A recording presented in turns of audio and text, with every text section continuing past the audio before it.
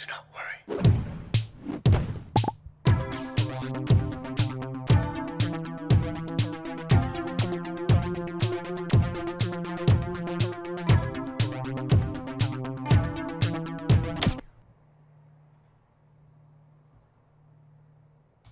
Well, how's it going, everybody? Welcome to a unplanned, random surprise stream.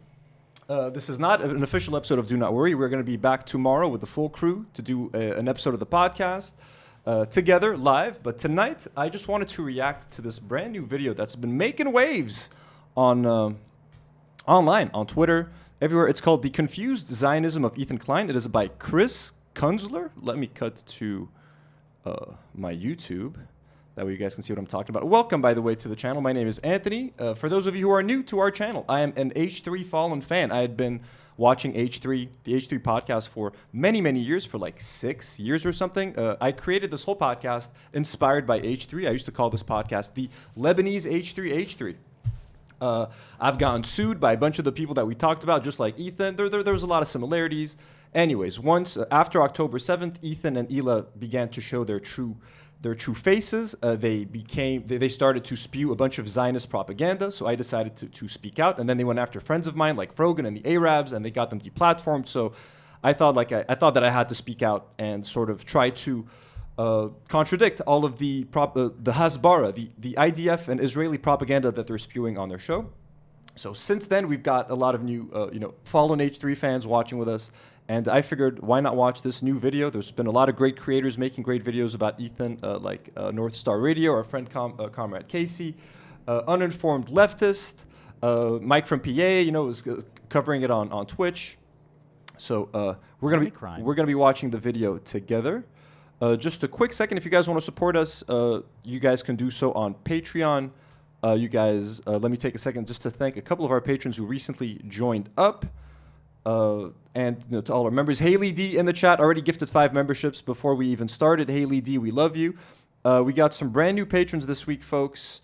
We got Excess Lubricant signed up for a year as an abductee patron. So did Jiggly Puffer. We got 2 new blonde patrons, Bahad and Ahmad Salim, who also joined up for a whole year. You could do that now on Patreon. So folks, if you'd like to support a small independent Lebanese YouTube channel, consider doing so on Patreon. You can become YouTube members over here. You guys can also support us in the chat. Whatever you guys want to do, we appreciate you. Just thank you for being here. Thank you for liking the video, for engaging with us. That's all we can ask for. We love you guys. Let us react to some Ethan Klein, and let's see what this video is about, and let's see if it's as good as people are saying. And I'm going to be looking at my phone from time to time just to check the live chat because I'm alone today. I don't have any crew with me, so I'm going to be sort of looking at my phone. I'm not being rude. I'm not listening to the video. I am literally just checking my comments. So this is by Chris Kunzler. It's a small YouTube channel. He's got 3.6K subscribers. So like this is blowing up for him. Really good. Let's give it a like. Consider going to his channel, watching the video, supporting him, subscribing to his channel. Let us watch. We're going to be watching this at 1.22.5x speed. Let me switch the view here because the crew's not here. So let's do that here. I'll maximize. Let me know if everything is okay audio-wise. I'll be checking the chat in just a second. Boom. And let's go. Is wanting a 2-state solution instead of one, and thinking it's not okay. My only crime is wanting a 2-state solution instead of one, and thinking it's not okay to kill Israeli civilians. That's it. At the end of January this year, Ethan Klein of H3H3 Productions posted what is undeniably one of the most popular pieces of pro-Israel propaganda that the internet has seen in months. The video boasts more than 200,000 likes and over 3 million views. And whilst Ethan would probably balk at this video being called pro-Israel, it was even initially sponsored by ExpressVPN, an Israeli-owned company whose owners have extensive links to the Israeli military through funding it, and also even going as far to fund trips for Israeli soldiers perpetrating the genocide in Gaza to go back and see their family. Now that's true. We called Ethan out for that. And he always complains about like Hassan doing like sponsored stuff for like Ubisoft. He literally had ExpressVPN, and yeah, it's not. And people say that like it's anti-Semitic to point out. It's not that the owner is Jewish. That doesn't matter. But it's the fact that he literally donated money to the IDF. He supported Israeli soldiers. That's what makes it a Zionist, and that's what makes it problematic. It has nothing to do with the fact that he's a Jewish CEO or owner or whatever. You know what I mean? original goal of Ethan's video was to deplatform and discredit the Twitch streamer Hassan Piker. However, the video has backfired because although Ethan had been on a near 15-month-long crash out from October of 2023 until January of 2025, what Ethan did is expose the paradoxical nature of his position, which he maintains is pro-Palestine, to an even larger audience than before. Put simply, you cannot maintain the notion that you are pro-Palestine when you use your YouTube platform of nearly 6 million subscribers to spread the exact same talking points that have been utilized by the Israeli government to justify the extermination of tens of thousands of Palestinian people. And yeah, that's what we've been saying. Ethan is getting it confused, and he thinks that just because he doesn't outright come out, just like Noah Samson kind of pointed out, just because he hasn't outright come out and said, I support the genocide, we need to kill the Palestinians, but everything that he said, his framing of the events, him just calling it a conflict or a war, makes it seem like it's an equal battle between two equal sides when you have the oppressed versus the oppressor. And like when he says things like, if Palestinians are let out of Gaza, that they're going to overtake Israel and there's going to be more Arabs than Israelis, and then when that happens, that can only mean one thing for the Israelis or for the Jews, the way he says it. All of that is in a way indirectly kind of, making the genocide seem acceptable. When Ethan says that Hamas has operating bases under hospitals, he's basically telling you it's okay to bomb a hospital. It's justified. So in that way, that's how Ethan Klein is directly or indirectly justifying a genocide. He doesn't have to come out and say, hey, I fucking love genocide. Let's go kill some kids. He doesn't need to do that. Everything else he says, though, that's what does it. Now, I have already made multiple videos on this which have accumulated well in excess of 1 million views on TikTok, but Ethan Klein has chosen over and over again to ignore these videos in favor of going after smaller content creators who often make jokes at his expense, but do not offer succinct criticisms of his thought. So what I thought I would do is critique Ethan's thought and demonstrate that he is not at all pro-Palestine, because he is nothing more than a Westerner whose thought is dominated by Orientalism, and he therefore simply cannot offer a succinct political understanding of anything to do. Random note: he's got a cool tattoo on his left arm. It's like a traditional, like a pigeon or like a dove tattoo With the Middle East. Now, like, the it's concept kind of bird. of So I don't know what the name of that bird is, but like it's very American traditional type of tattoo. I like the colors on it.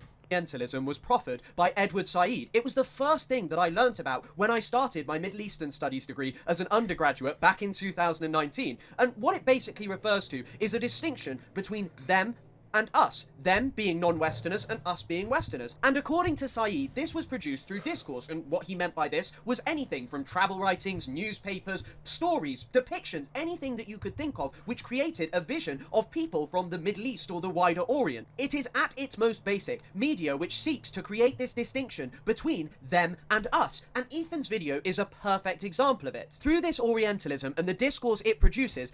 And I mean, by video, he's talking about the content nuke, but obviously Ethan and Hila have said so much more, like throughout this whole like year and a half leading up to the content nuke. The content nuke was basically a greatest hits of everything, all the dumb shit said on the H3 podcast, with obviously a lot of Destiny bullshit sprinkled in there.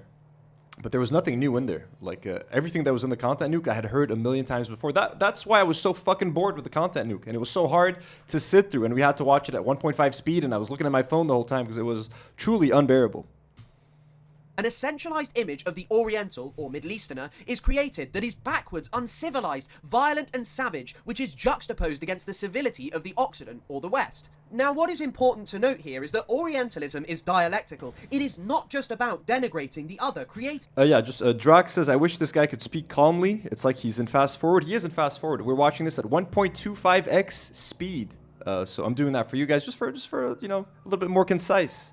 This barbarous savage. It has always been about making Westerners feel superior, feel better about themselves, and so as to establish themselves as moral and enlightened, even when their politics and behavior shows an exact opposite. Ethan's content around Palestine is a perfect example of this. He consistently deploys Orientalism to assuage his own feelings and to maintain the notion that he is pro-Palestine, and so he never has to avow the disgusting right-wing talking points that he spreads and the violence that these inflict on Palestinian people. Take this part of Ethan's so-called content nuke, where he speaks gleefully about the assassination of senior Hamas figures. Disvalues, or, well, they were billionaires.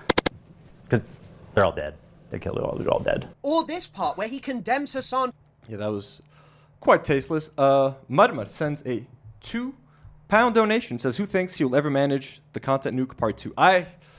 Dude, I don't know. If he does make a Content Nuke Part 2, I think I would definitely be featured in there a lot more than I was in Part 1. He's going to include that stuff that I said about Israelis running for their lives, for sure. I don't know if he can afford to spend that much time away from the kids anymore. I mean, to be honest with you, that first Content Nuke took so much out of the guy. He literally, didn't see his family. Honestly, he and Hila have been so distracted by this that like they got like fucking CPS called on them. So I think Ethan should stop doing anything.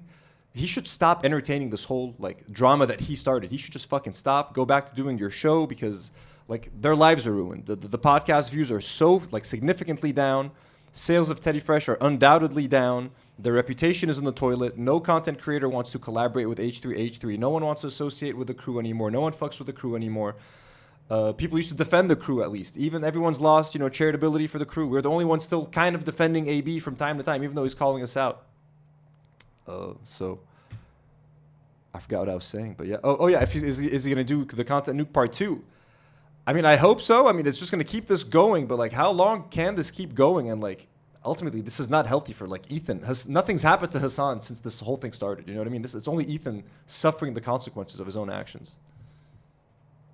Piker for his endorsement of Syed Hassan Nasrallah, the former leader of Hezbollah, who was killed in an Israeli strike last year. Hezbollah is a paramilitary organization. Do you like them or no?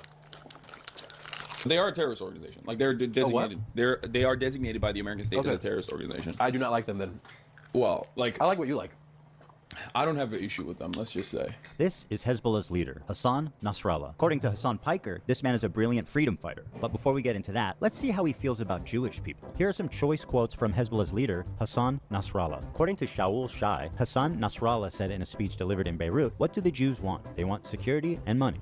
Throughout history, the Jews have been Allah's most cowardly and avaricious creatures. If you look all over the world, you will find no one more miserly or greedy than they are." Now, at first, I was just going to let this section of the Content Nuke play because it seemingly shows anti-Semitic statements by the leader of Hezbollah.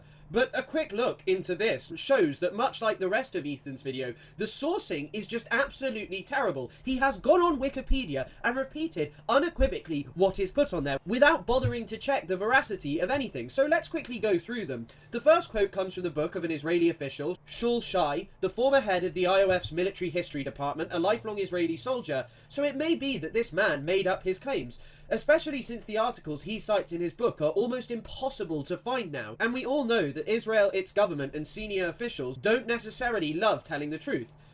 I mean, look, I'll be honest. I wouldn't be shocked if Hassan Nasrallah said something like anti-Semitic at some point in his life. The dude's been around for a long fucking time. He's been at war with Israel. There's anti-Semitism in Lebanon, folks. I'm not gonna like sugarcoat that, of course. But like in this case, I'm not gonna try to justify it. But like our country has been bombed by a country with the Star of David like on their flag, and they say they're doing it for the safety of Jews all over the world, and they're doing it in the name of Judaism. So, I mean, you know what I mean? You can understand why some people here are not going to be kind of that way. I don't agree with it. I'm in no way, shape, or form anti-Semitic. You know what I mean? I have Jewish friends, and like some of my best friends are Jewish, so none of this makes any sense to me. But I've just it's kind of interesting that the dude is like debunking this. I had no idea that like this was a false statement. Like I didn't know that this part of the Content Nuke was also bullshit. So let's find out. Oh, actually, we got a $5 donation from Lars. AB says he can't leave because he'd be a nobody. But what does he plan to do when the podcast ends? Because it will end one day. Well, exactly. That's what I was kind of asking AB and when we were talking about him on the show. Like, what are you like? The H3 fans think he's too pro Hassan. Fallen fans don't trust anything he says, you know what I mean? And they're not going to fuck with him anymore. So who is he going to be left with? He's trying to play this middle of the road game, and by trying to please everyone, he's going to end up pleasing no one, and he's going to be left with no audience. So he should pick a side. At least go full Zionist or go full anti-Israel. This whole halfway thing is just not going to work. So yeah, he's kind of fucked. second quote is not actually from Nasrallah. The source that Wikipedia cites is noted to be incorrect in this 2012 article. It is not a quote from Nasrallah. The third quote is perhaps the most outrageous of all of them cited by Ethan, because it is noted on the Wikipedia page that this is likely a lie. It literally notes that Charles Glass says that this was fake, and the managing editor of the newspaper that it was first published in said he had no faith in the article. The fourth quote is not from Nasrallah. The fifth, there is apparently no specific source provided in the book A Privilege to Die, but it does appear in the text of Hezbollah's Al-Ad, as well as in the same English language collection of Nasrallah's speeches. However, straight after is an emphasis. Interesting. I wonder if Ethan's going to try to sue this guy. What's his name again? Chris Kunzler. Like, yeah, someone in the chat is saying, like, is Ethan going to go for every small creator? And he is attracting people that are like that, would normally never talk about Ethan. Like, I'm just curious, what does this guy normally talk about? What's his YouTube channel like? Because the fact that he's making an Ethan Klein video, and this is going to help him blow up. Okay, good. So he's Israel loves human shield, so he's anti-Israel. That's fucking dope. So he's doing a lot of, okay, so this guy just does pro-Palestine, anti-Israel content. That's fucking dope, dude. So his first video is an interview with Palestinian historian Abdelrazak Takriti, the myth of Israeli settlers, the hard truth about the Palestinian Authority, Israel loves human shields, is Israel lying about the Bibas children? Okay, this kid's based. This guy is based. Always good to discover. Yeah, so is Ethan going to sue him? Does Ethan have cause to sue this guy right now? Is Ethan going to sue us? Who knows, bro? But this is a wild crash out to witness. And it's fun witnessing it all with you. The Hezbollah's fight is with Israel and not with Jews. The final quote is just a citation from the Ministry of Israeli Foreign Affairs. I am sorry, but I don't buy their nonsense so quickly. This is a ministry for a government that lies constantly. I mean, again, just take it from a Lebanese person. We hate Israel because they are trying to invade our country and they're killing our people. They could be Christian. They could be Buddhists. They could be Muslim. They could be whatever. They could be atheists. It doesn't matter, okay? It doesn't matter. The religion, neither kind of the nationality. It's just another country fucking attacking ours. We don't give a fuck what these people are into, okay? It's just they're coming for us. So this idea that we are inherently anti-Semitic or it's fucking crazy and it's offensive, honestly. Just this week, senior military officials in Israel felt comfortable lying about an overt war crime. They claimed that Palestinian paramedics who were executed whilst driving their ambulances didn't have their lights on, were acting suspiciously. Well, the IDF did not randomly attack an ambulance. Bull fucking shit. They're talking about the 15 medical workers that were murdered by the IDF and then buried in a mass grave. So, yeah. Well, last Sunday, several uncoordinated vehicles were identified advancing suspiciously toward IDF troops without headlights. That's not true. There's a video that directly disproves that. The car was very clearly an ambulance. The sirens were going off, if I'm not mistaken. Or emergency signals. And now there is literal video evidence showing the exact opposite. Israel will say and do anything because they rely on morons like Ethan believing absolutely anything because it fits with their narrative that the other are barbarous and evil monsters who commit crimes constantly. But then consider Ethan's reaction to this clip of his wife. Just the other day, Bibi fired a really good guy. I'm sorry, I have to admit. I clipped this. This is so funny. They're always like, when I watch this and when I clipped it, I was watching the video at 1.25x speed, and this is the clip that everyone uses. I was the person that tweeted this out because she never technically said Yoav Gallant, so a lot of people like missed it, but I had literally read the article the day before that like he had been fired, so she's like, this really good guy just got fired. I was like, is she fucking talking about Yoav Gallant? I fucking clipped it, stuck it on Twitter, stuck it on Reddit. Bro, it blew the fuck up. Hila ended up taking a break from the podcast for like a month or two because of this, and I was like, I mean, you guys are welcome. You guys are welcome. I was literally like, it was so fun because I was like trolling and fucking with them from like Lebanon, bro. Just out here randomly in the Middle East, just fucking with these people. And Hila had to take a break from the podcast. I'm not gonna lie, that was a fun moment. That was a fun moment. Good clip. And I love that it's brought up over and over and over again. Like no one's ever gonna let it go. So just doing my part to help. A lot of people are pissed about, and he fired him because they had a disagreement, and that's like so Trump coded. Well, he was like a moderating voice in the war room. Yeah. And he got rid of him, or at least a more moderate voice. I don't know anything about the guy. Just recognize his picture. He looked mean. I thought he was mean just because he looked mean. No. In the video, Hila is endorsing Yoav Gallant, Israel's former defense minister, a man who is wanted by the International Criminal Court, whose crimes far supersede any of those committed by either Nasrallah or any other leader of Hamas, the Houthis, or anyone you can think of. This is a man who said openly he wanted a total siege of the Gaza Strip. אנחנו מטילים מצור מוחלט על העיר עזה. אין חשמל, אין מזון, אין מים, אין דלק. הכל סגור. אנחנו נלחמים בחיות אדם ואנחנו נוהגים בהתאם. He is the man who prosecuted the genocide, which Ethan loves to say that he opposes, and yet he let his wife take a break with almost no pushback, even though she referred to him as a really great guy. Hila and Ethan's claim: no water, no electricity, no food, these human animals. Like, yeah, really good guy. Was that they didn't really know who Yoav Gallant was or what he was like, even though that clip of Yoav Gallant claiming that Israel was going to institute a total siege was noted by South Africa at the International Court of Justice and was a very popular clip for noting Israel's genocidal intent in Gaza. And so what I think that this is indicative of is either one of two things, which is that Ethan and Hila don't know anything about Israel-Palestine colonization and the wider Middle East North Africa region, which is undeniably true, or that Hila could not take the backlash when they avowed their actual views, which I think is the more likely of the two, because the idea that they just didn't know who Yoav Gallant was, one of the most senior figures in Israel's military, is fundamentally ridiculous. It's legitimately insane, and he's right. And like we pointed this out, you know, this is all old news, but like what the fuck? Like the dude's face was all over the fucking news, social media, Twitter, all the horrible fucking things he said. And Ethan and Hila consume a lot of Israeli media. You can bet your ass he was on a lot of those fucking interview shows. But the framing on Israeli media makes him look like a fucking hero. So to them, he's a really good guy. But like, it's insane. It was insane to me that they said that. And that to me was like, oh, these people are fucking insane. Like they had said a lot of problematic shit, a lot of problematic stuff. But like that, I was like that was the first time I ever clipped anything from H3 and shared it online. I'm not that kind of guy.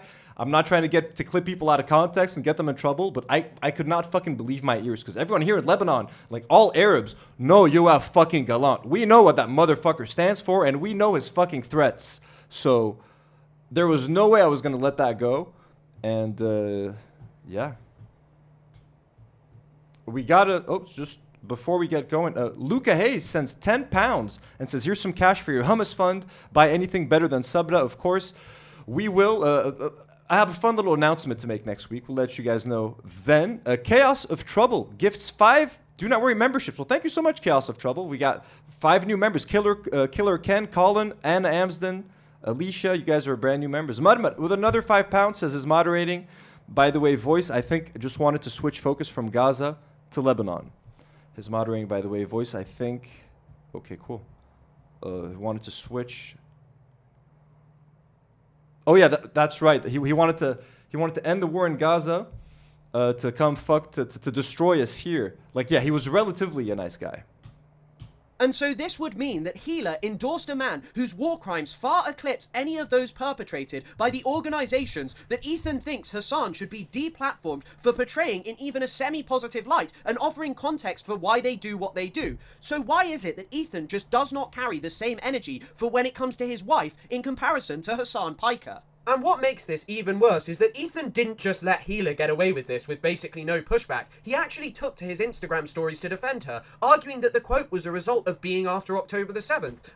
So yeah, Ethan is saying, this quote is from October 8th and is they killed civilians the day before. Either way, this is the guy in Bibi's war cabinet that wanted to end the war, and he was just fired. If you care about war ending, then you agree with Hila that Yoav Gallant is a really good guy. The mental gymnastics, this is what you call doing this, what Ethan is doing right now.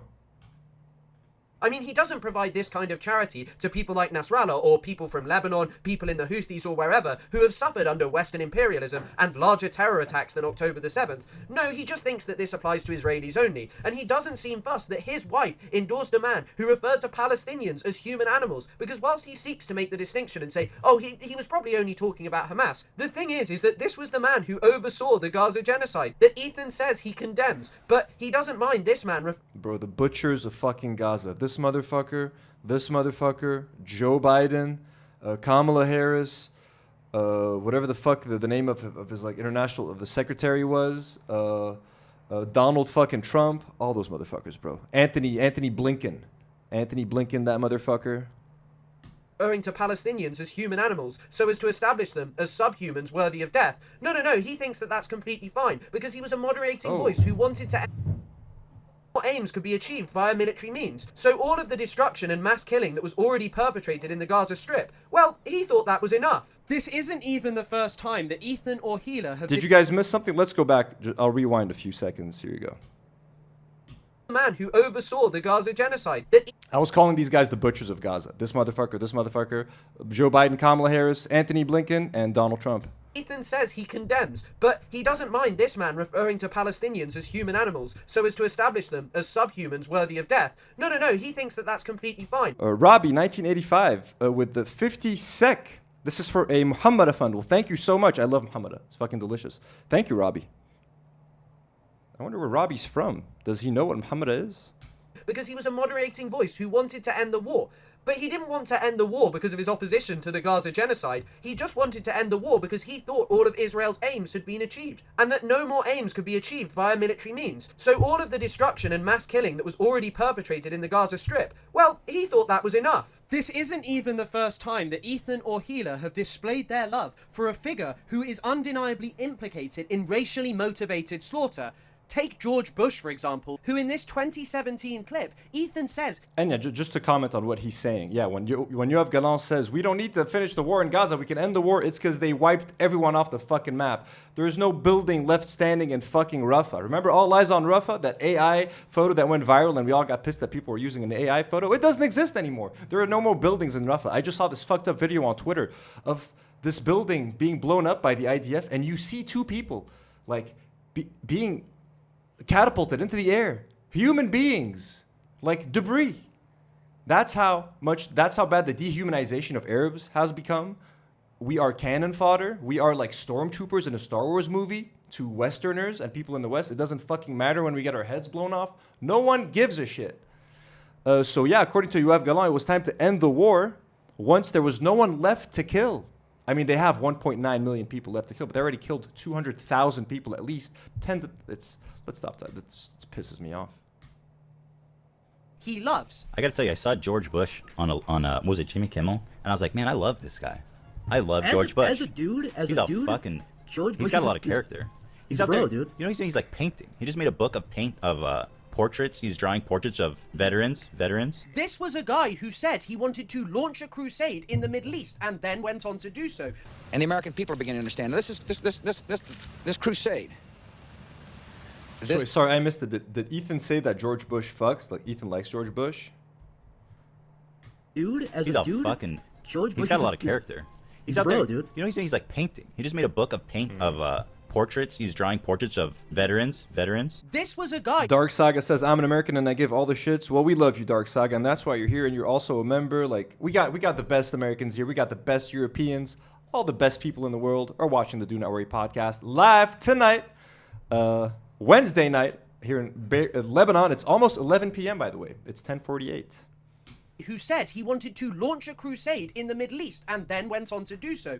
And the American people are beginning to understand this crusade, this war on terrorism, is going to take a while. Slaughtering hundreds of thousands of Iraqi people, all in the name of oil, something which Alan Greenspan, the former chairman of the Federal Reserve, literally admitted in 2006. Hey, this is journalism. It's so weird. Motherfuckers want journalism, and when I'm trying to do journalism, they go, "Why are you doing that?" What do you mean? I'm just chilling. We're just vibing. Yeah, we're just vibing. We're vibing big time. Hassan uncritically interviewed this kid for about an hour. It was the most brazen display of disgusting terrorist propaganda that I have. I get like PTSD when I see Ethan wearing the suit on this fucking set. Like this, do you guys remember the lead up to the goddamn content nuke?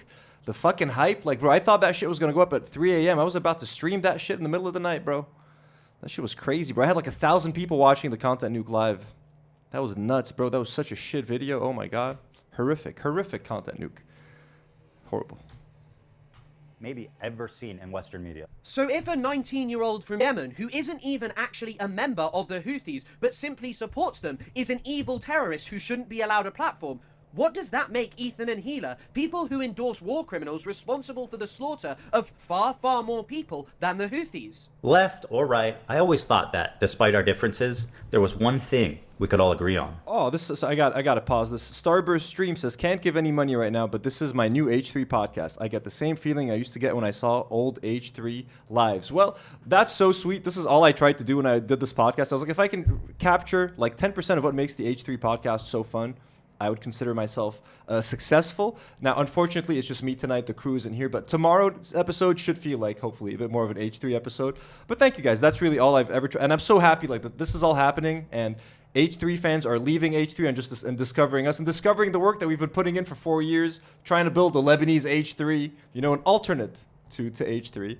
So very sweet. I really appreciate your comment. And everyone in the chat, someone said that they're from Belfast, Ireland. We love you. I fucking love the Irish. The Irish are probably the most pro-Palestinian Europeans. We got to say it. We got to keep it real, folks. The Irish are the best. And what was that? That we love America and everything she stands for. And then there's this part of the content, Nuke, which has leapt out to me every single time I have watched it. Because why on earth would you say that everyone can agree on loving America? This is most certainly not a universal position. From Iraq to Cambodia, to Vietnam, to Afghanistan, to Korea, across the entire world, tens of millions, hundreds of millions, if not billions of people have suffered under the yoke of American imperialism just over the last century. And even the wider nexus of states that the United States supports is obscene. Take its two current closest allies in the Middle East, the United Arab Emirates and Israel. Both are countries currently facing genocide cases at the International Court of Justice. The United Arab Emirates for its involvement in Sudan, and Israel for its horrifying crimes in Gaza. Yeah, bro, it's pretty messed up. I mean, I can't speak on these things very publicly just because of my work, but I mean, yeah, the UAE and Sudan and like what's happening in Yemen with KSA and Israel and Palestine. Israel's bombing everybody. Israel's bombing Syria. Israel's bombing Lebanon. Israel is bombing Palestine. They're bombing Yemen. Israel's dipping its toes in every little country. They want to bomb all the Arabs. They want to kill all of us.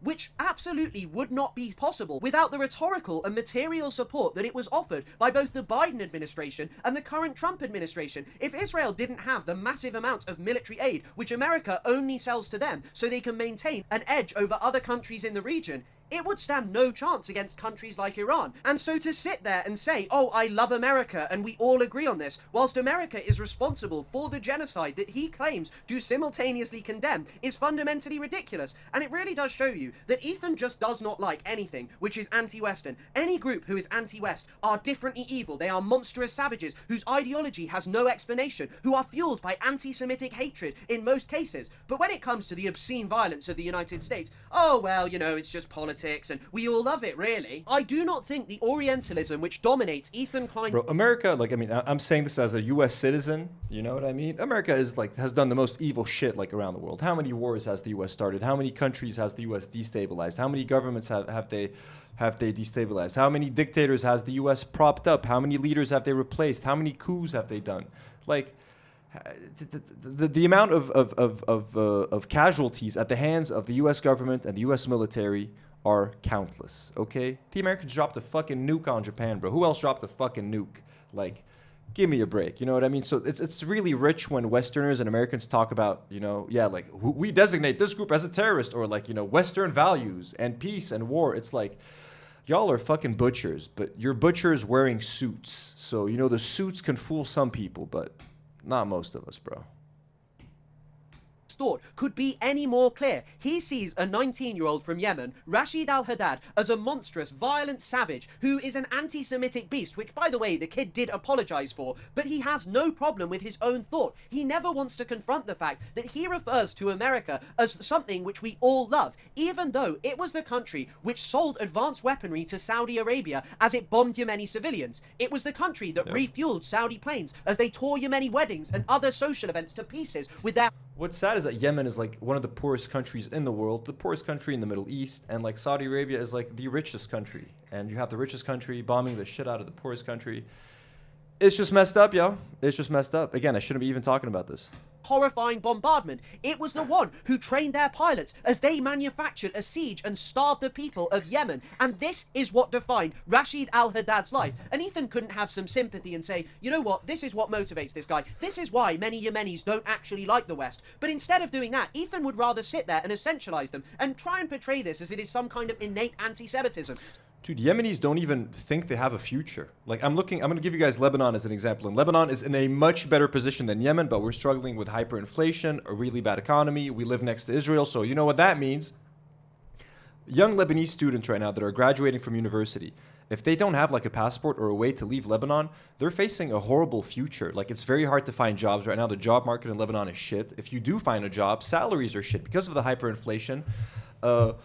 Everyone's taking advantage of like cheaper labor in Lebanon. So jobs that used to pay like $1,500 like 5-6 years ago now literally pay like $500 sometimes. You have people working full time in Lebanon to earn $500 a month. Some people earn even less than that. My dad used to own like a bar / like club for like older people in Lebanon. Okay, it was kind of like a piano bar. He used to pay one of his waiters $1,500 a month. Okay. Fast forward to like 6 years, my dad has closed his business now. My dad's old waiter is now the manager at another restaurant. So he got like a big promotion in terms of role. He's the manager. He's the floor manager of an entire restaurant. He's earning $500 a month. A third of what he used to earn 5 to 6 years ago for a job that is more time consuming, that is more intense. I'm lucky, for example. I always earn my salary in US dollars, and the company that I work for is like technically registered like abroad, so we never had problems with that. I'm still earning the same salary that I was years ago, but like inflation is happening, like so just some context. So young people here in Lebanon that graduate from college don't have the best prospects unless they can leave Lebanon and try to find work in Dubai, in Saudi Arabia, maybe go to Europe, maybe go to the States. Not that anyone should be going to the States right now.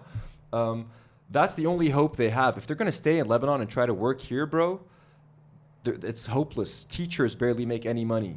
Doctors can barely make a living wage in Lebanon. A lot of doctors.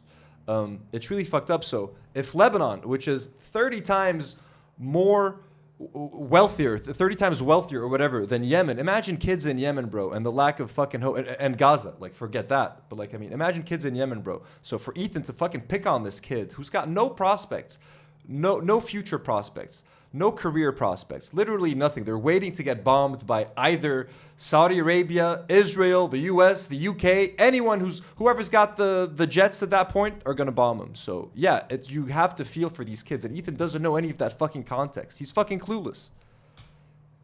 Some random hatred of the West. In the content nuke, Ethan literally refers to the Houthis as the bad guys. All right, so these guys are clearly the bad guys. So my question is, how does Hassan cover such a genocidal, violent, misogynistic, homophobic, terroristic organization? Which really does show his childish, marvelized understanding of politics, because if you think that the Houthis are somehow the evil baddies and America and Israel are some kind of axis of good... Shout out to Comrade Casey. North Star Radio is in the chat. W's in the chat for North Star Radio. We salute you, our comrade. We love you. Yeah, we better be. I think, comrade, we've earned our spot in the content nuke part 2, definitely. If he does make one. W's in the chat for Comrade Casey. Let's go back to this. Boom, baby. Ooh, solo react. There we go. Then I don't know what to say to you. You have the political acumen of a child. And Ethan's argument as to why they're the bad guys is the classic Orientalist tropes. He refers to their slavery, based on some rather dubious evidence published by pro-Saudi outlets. And Ethan acts as if it is bizarre in his recent lawsuit to quibble with the State Department or what Saudi Arabian news outlets are saying. But anyone with a basic knowledge of how you write an academic essay or make an argument would tell you, well, if the Saudis are bombing the hell out of the Yemeni people and trying to claim that the Houthis are the evil of all evils, they might be willing to make things up. But what I think is most important to note about all of Ethan's condemnations of the Houthis for their regressive politics is that Israel, the progressive nation, which along with America he sees as the good guys, could be accused of all of these same things to a horrifying extent. I mean, take Israel's use of slavery. A recent article which appeared in Haaretz referred to the IOF practice of Israelis taking Palestinians as human shields and sometimes killing them for fun as a form of slavery. And when you think about it, denying the... Yep, so let's read. So here, you're not be able to see it. Opinion. In Gaza, almost every IDF platoon keeps a human shield, a sub-army of Palestinian slaves. Innocent Palestinians are regularly forced by soldiers to enter houses in Gaza to make sure there are no terrorists or explosives. So why is the IDF's Military Police Criminal Investigation Division opening only 6 investigations into the use of human shields? That's fucking crazy, though. So they're using them as the first line of defense. You know, they're the cannon fodder. Go in, make sure it's fine. They're the ones who are going to get killed. It's so fucked up. And remember, every Israeli accusation is a confession. Every single time. Every Israeli accusation is a fucking confession. And take it to the bank. These people autonomy and forcing them into a horrifying working environment is slave-esque, isn't it? And his highlighting of misogyny is the most obscene part, because yes, the Houthis are probably misogynistic. Misogyny is prevalent all over the entire world, but when it comes to Israel, the extremity of their gender-based violence is absolutely obscene. A recent UN report documented this disproportionate targeting of women and young girls. It targeted the use of sexual violence, how their reproductive rights are infringed upon by Israel. So stop sitting there and pretending that you're some kind of defender of women's rights because you oppose the Houthis, but generally seem to have no problem with the IOF, and you haven't made a mere 2-hour-long video about Israel's supporters, people like Lonerbox, who Ethan literally invited on. Hey, good old Lonerbox. Should I accept Loner? Remember he invited me to debate him? I still have an open invitation by Lonerbox to debate, by the way. I was like, hey, neither of us are qualified to fucking debate this, bro. And I felt like, me actually entertaining the thought of debating Israel and Palestine with Lonerbox would, like, give any credibility to his fucking horrific ideas and Zionist propaganda shit.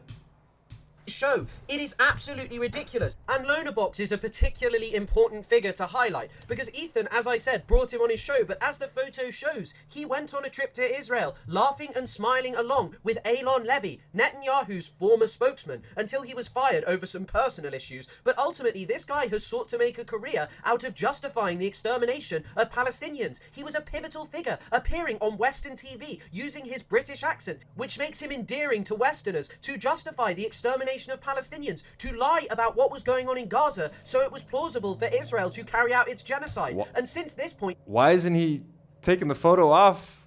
I can't look at these faces anymore, man. He's continued making videos, including one from the other day where he... Finally, Jesus Christ, bro. That was way too long of a stretch on Lonerbox and Destiny's faces.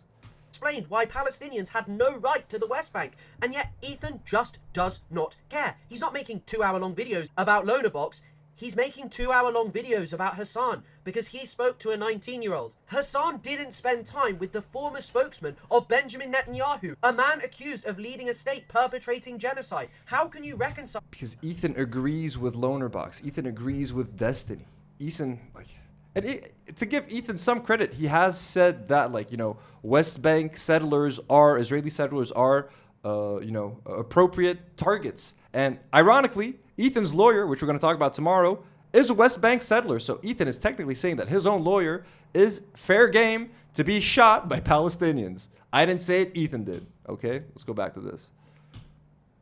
The idea that you are pro-Palestine when you welcome Lonerbox onto your show and don't care about this, yet spend your time crying about Hassan interviewing a 19-year-old. Yeah, look at what the guy fucking said about Lebanon, bro. About this, yet spend your time crying about Hassan. Lebanon is not destroyed. To the contrary, Lebanon is being freed. You are welcome. Look at this fucking crater, bro. What do you mean you're welcome? And I think, if I'm not mistaken, Hila Klein follows this sadistic motherfucker on Instagram, so she agrees with them fucking takes. Interviewing a 19-year-old. It is a choice to make a video like this which sought to deplatform one of the biggest pro-Palestinian voices on Twitch. It is a choice to engage in smears of the pro-Palestinian movement. What a fucking photo, bro. What a fucking photo. This is fucking insane, bro. Look at this guy, dude. Look at him looking at this shit. Look how fucking wild this is, bro. This is like another fucking bunker buster. They're like villagers, bro. They're wearing fucking khakis, slippers. They don't have any fucking shoes on, bro. And look at the weaponry that the West is using against literal fucking villagers, bro. And we're the terrorists. You have the fucking nerve to call us Arabs terrorists. You motherfuckers. You motherfuckers, bro. and to seek to exoticize any form of resistance against the state of Israel. You do not refer to Israel as the bad guys. You do not condemn people who openly support Israel, even though it engages in these excesses. Take homophobia. You have Israel's Minister of Finance, who said that he was a proud homophobe. He's in control of the economy. In control of the Israeli police is Itamar Ben-Gvir, a man who is also homophobic and once kicked a transgender person and organized a rally in Jerusalem where they paraded around farm animals to mock pride parades. And you sit there and go, oh, the Houthis, they're homophobic, they're this, they're that. It is just pinkwashing, Ethan. You are seeking to create a barbarous other who is unlike the Westerner, who does not share our values, and therefore they are the bad guys, and anyone who might seek to offer them any form of context is someone who supports evil, terroristic, genocidal entities. But your own wife who endorsed Gallant, oh, you know, she's your wife, it's understandable. October the 7th had just happened. And Bro, if Ethan being married to Hila is what like really cooked him at the end of the day. If Ethan wasn't married to like an Israeli ex-IDF soldier, I think he would have been way more flexible. But the fact that like his wife is just like fucking there and strict as fuck, she does not let him move an inch, bro. Like I think there would have been hope for Ethan were it not for Hila. But like that's it. Him being married into a little like an Israeli family that is all bought into the Hasbara. Hila is proud of her IDF service. She has no regrets about it. She has like no second thoughts about it. She has never apologized for raiding a home of innocent Palestinians in Ramallah. She volunteered to go on that fucking raid. He's cooked, bro. They're cooked. That's it. They're fucked. Like there will never be an H3 comeback. There will never be a come to Jesus moment where they're like, hey, we fucked up. It's never gonna happen. Part of me was hoping it would happen. It could happen, but like that was a fucking year and a half ago, bro. Those days are fucking over. They're just digging their heels in the sand. Hila's all fucking tatted up with a fucking blue star of David, matching, you know, Israeli flag colors. They're done. They're cooked. The crew's cooked. It's all done at this point. We're just waiting for them. What are we waiting for their episodes to get to 300K views an episode? Like, because they're barely cracking 600K now. It's nuts. You think about the West allies, the people who oppose the Houthis, the good guys, according to Ethan Klein, the nexus of pro-Western states. You have Saudi Arabia, most of the Gulf countries, who use the Kafala system, something which is equivalent to modern slavery. They invite foreign workers over under... Hey, we talked about the Kafala system in Lebanon. Like, hey, I keep it real with you guys. Lebanon is far from fucking perfect. The Kafala system exists in Lebanon. Again, essentially, we bring foreign domestic workers from like Sri Lanka, from Ethiopia, from the Philippines. People would like the agency that brings them, or like the families that hire them, would confiscate their fucking passports. They're not allowed to fucking leave unless they're done with their contract. They're paid near slave wages. I was mentioning how after the economic crash in Lebanon, Lebanese people earn, some of them are earning like $500 a month when they used to earn $1,500 a month 5 to 6 years ago. Well, domestic workers in Lebanon, if they're lucky, they earn about $200 a month. That is pre-crisis. $200 a month now compared to then would be insane. They only earn up to $200 a month. Some people might pay their domestic workers a little bit more. It is near slave wages. It's fucking horrible, bro. And we do that in Lebanon. It's really fucked up.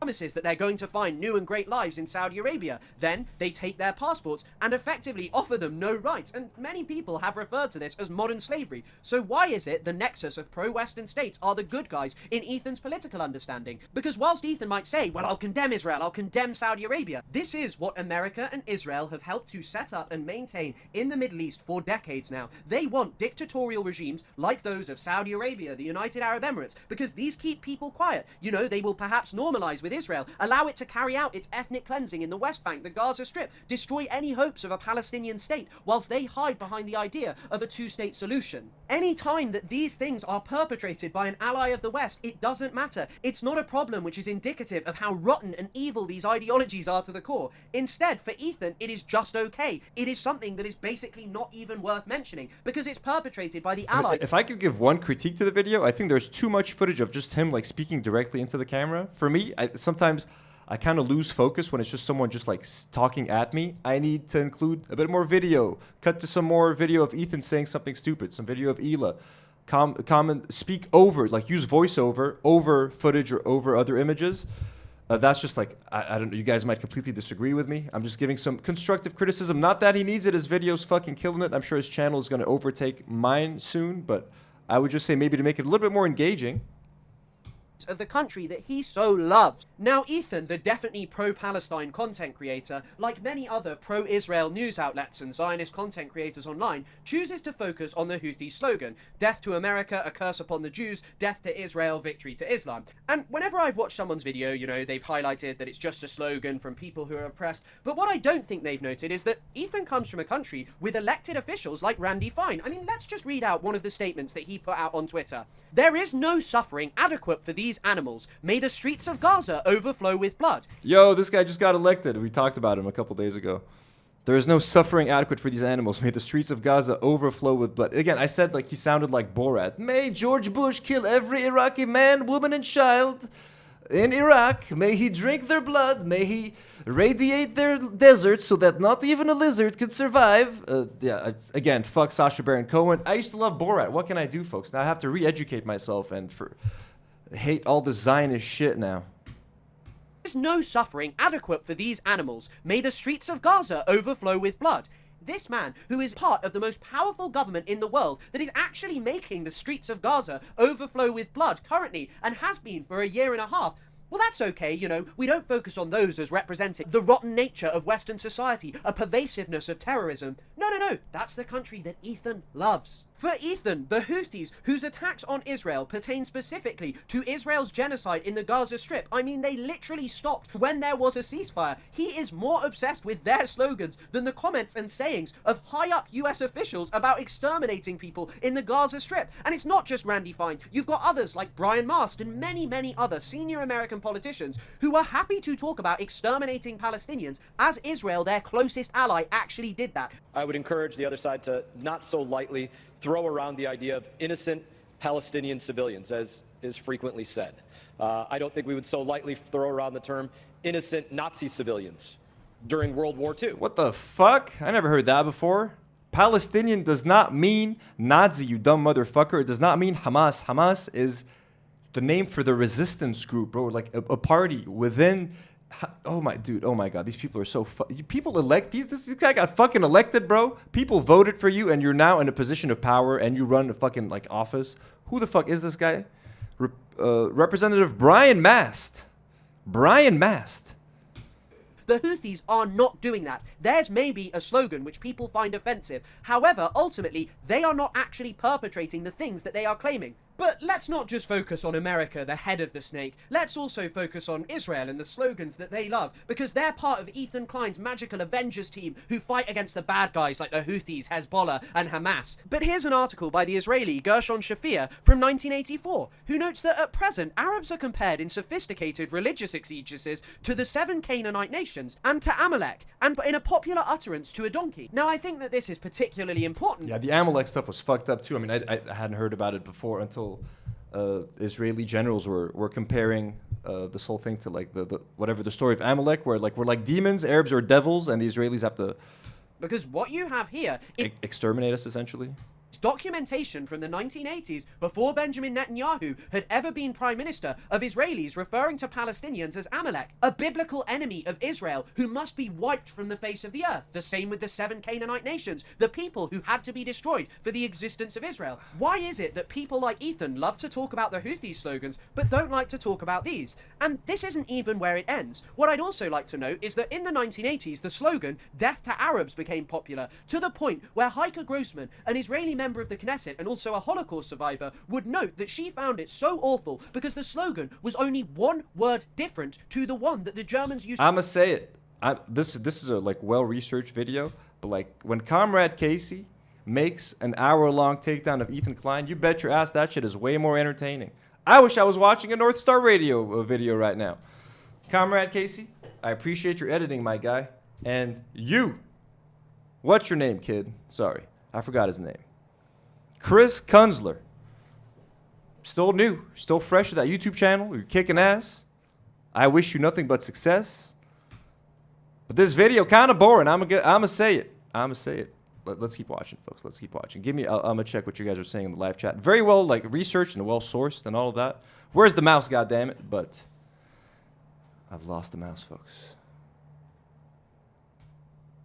to chant at her and that still rung in her ears. And it's worth noting that in the 1980s, this didn't end at just chanting death to Arabs at Palestinians. No, multiple Palestinians were attacked, and the Israeli press made... I'm just messing with him. I'm not trying to be hard on him. He's great. We're really enjoying the video, and he's given us great content to react to. He is an ally, folks. I'm just messing around. Shocking discovery. It's my fault. I'm tired. It's 11 p.m. This is my second live stream of the night. We just did a live stream for members and patrons, actually, just like 2 hours ago. It was super fun. Thank you for joining. It was very personal. So if you guys want to know some, like, you know, what's happening in my personal life, become a member, become a patron, and you can tune in.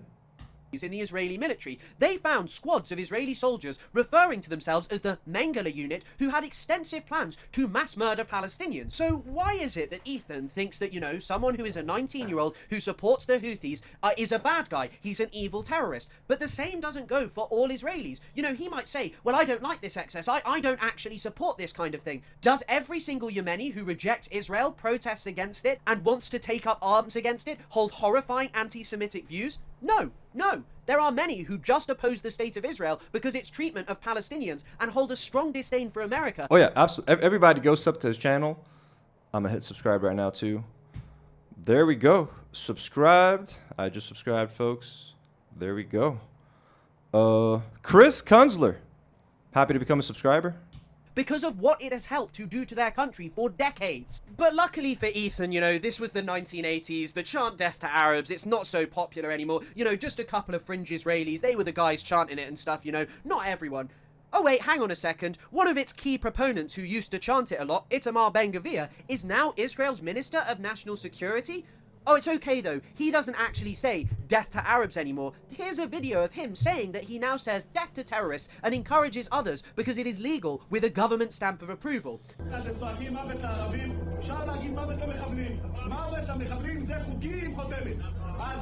Wait, what the fuck is the motherfucker saying? I was looking at my phone, sorry. Encourages others because it is legal with a government stamp of approval. When you shout death to Arabs, you can say death to terrorists. Death to terrorists is legal with an official stamp.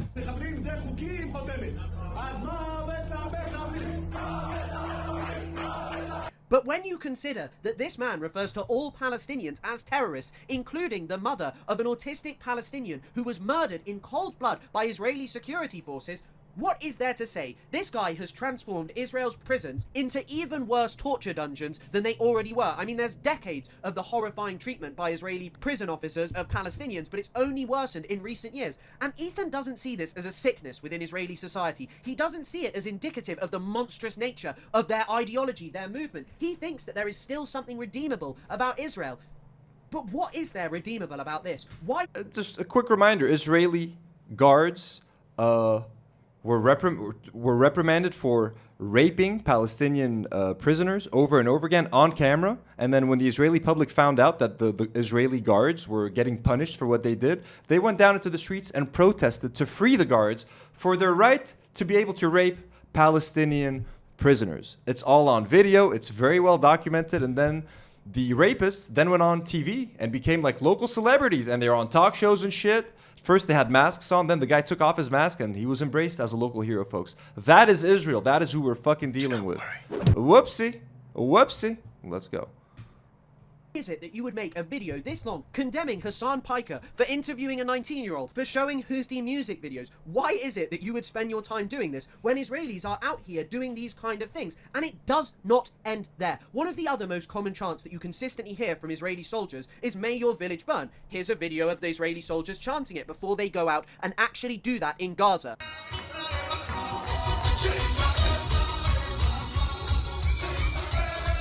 May their village burn. Is that what they're singing? May their village burn. May their village burn.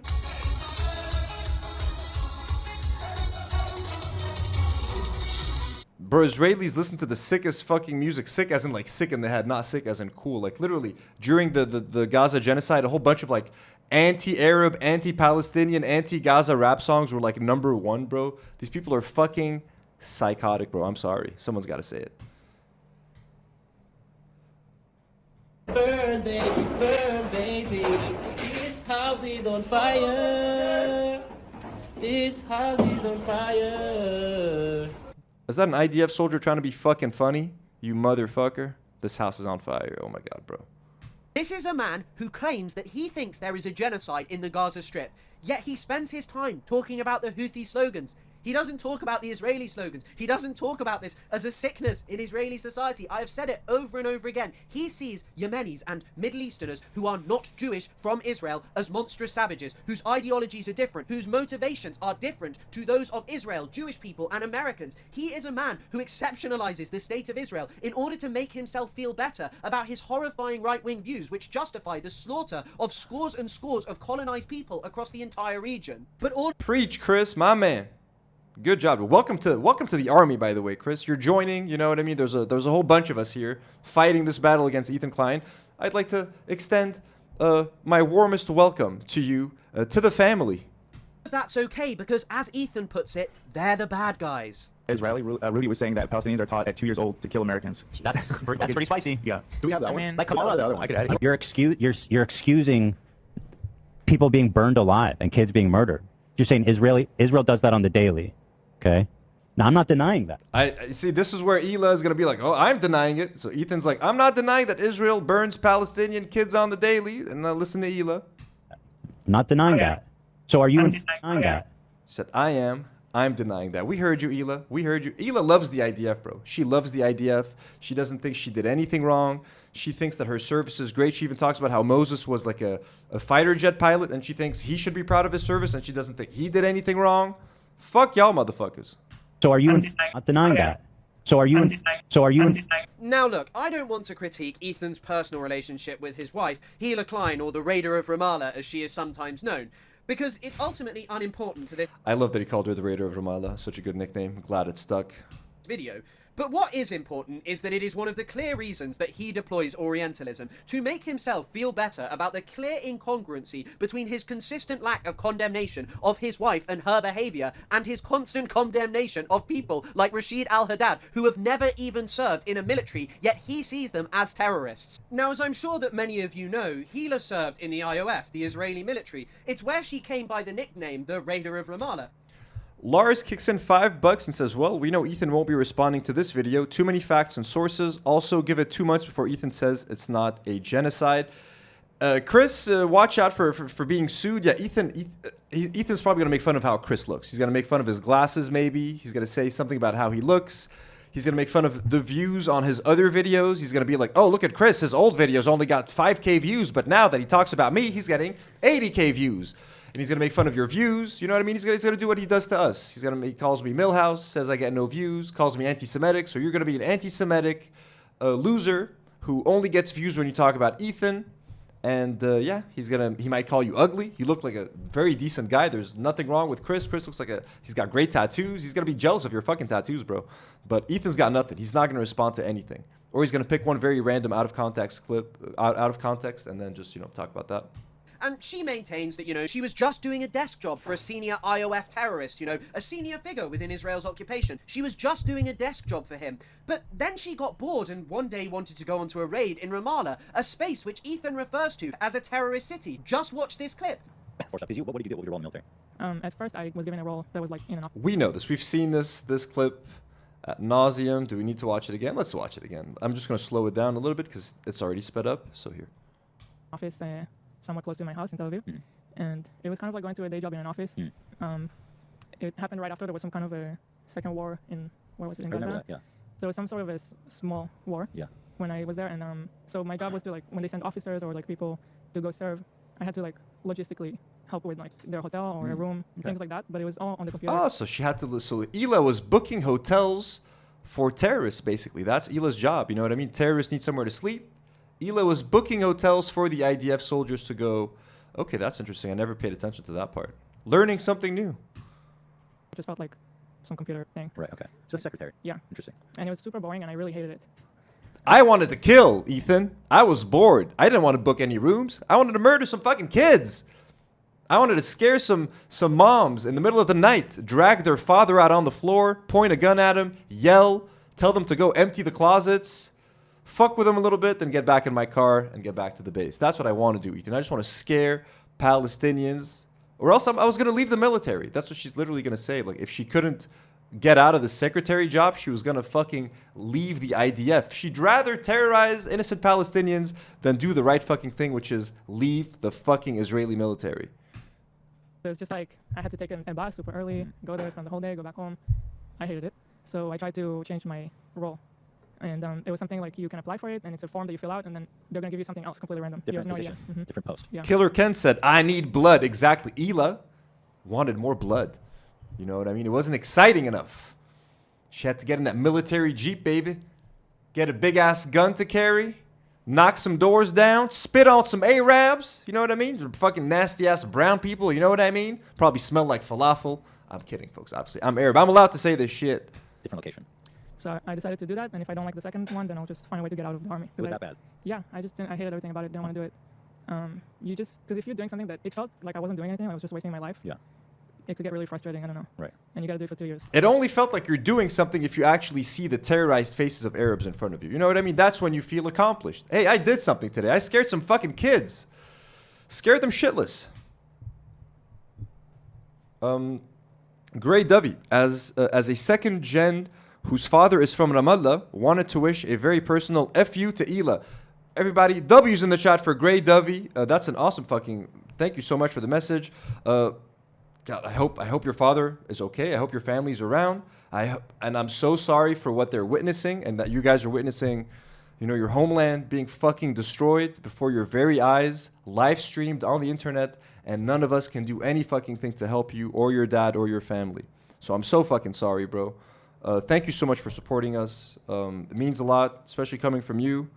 DG sends a super chat sticker, 10 pounds, 10 euros. Thank you so much, DG. That's so fucking generous of you.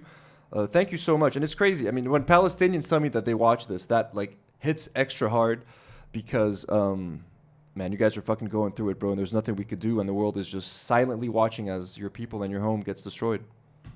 So I filled out that form and I tried it, and then I somehow ended up in a better place that I liked a lot more. Before it was a daily thing where you go back home every day, and the new one was in a way that was a base that was far from my house. So you go there for the whole week, and then you come back for the weekend. So you preferred that? Were you gone for a week? I did. Why?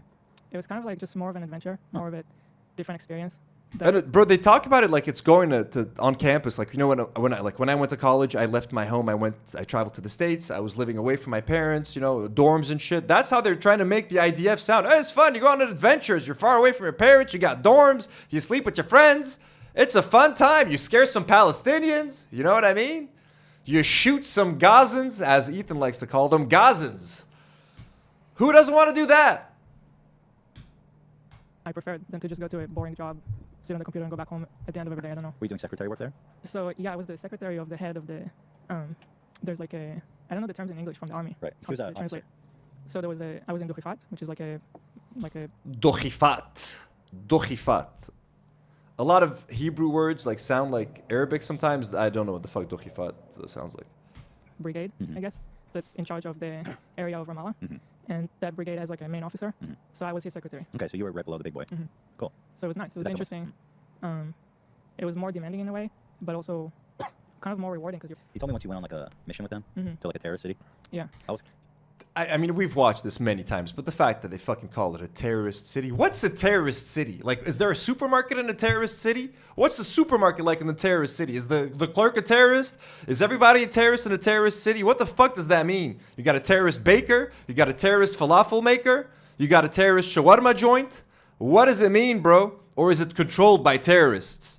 So there are no innocents in a terrorist village? What the fuck does that mean? What the fuck does that mean? This is how you manufacture consent and you dehumanize people. You make everyone seem like you went to a terrorist city. So like if someone said that they bombed a terrorist city, would anyone bat an eye? They're going to assume that everyone there is a fucking terrorist. What the fuck does that mean, bro? What the fuck does that mean? Dumbass motherfuckers.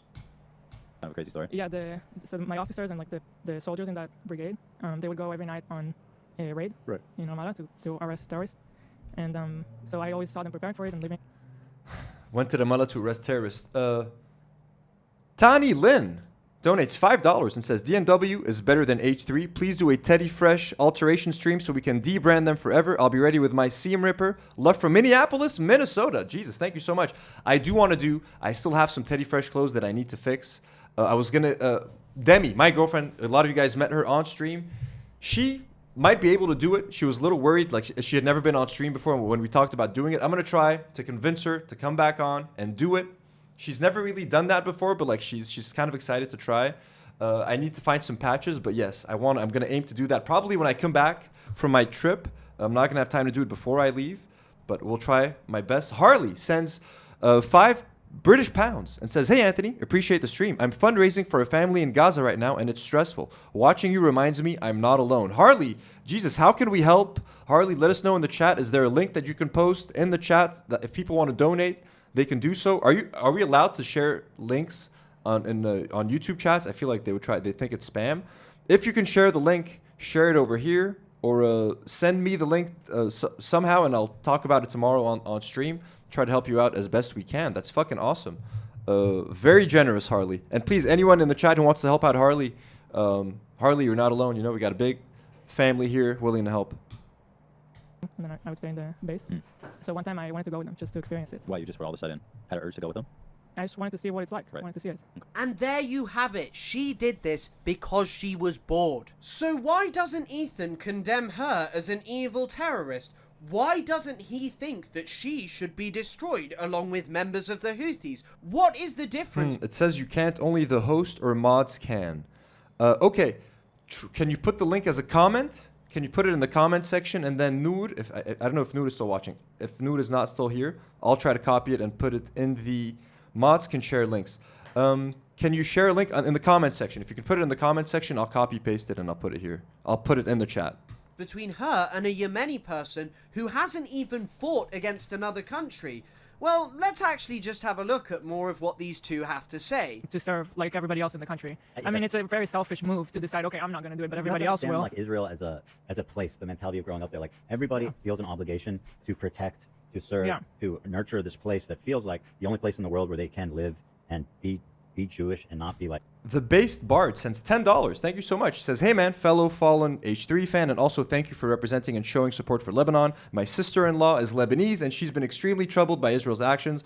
Much love." Well, thank you so much for the generous donation. I hope your sister-in-law's family is safe here in Lebanon. My sister-in-law is Lebanese, and she's been extremely troubled. We've all been troubled, man. It's been horrifying. It's terrifying as Arabs.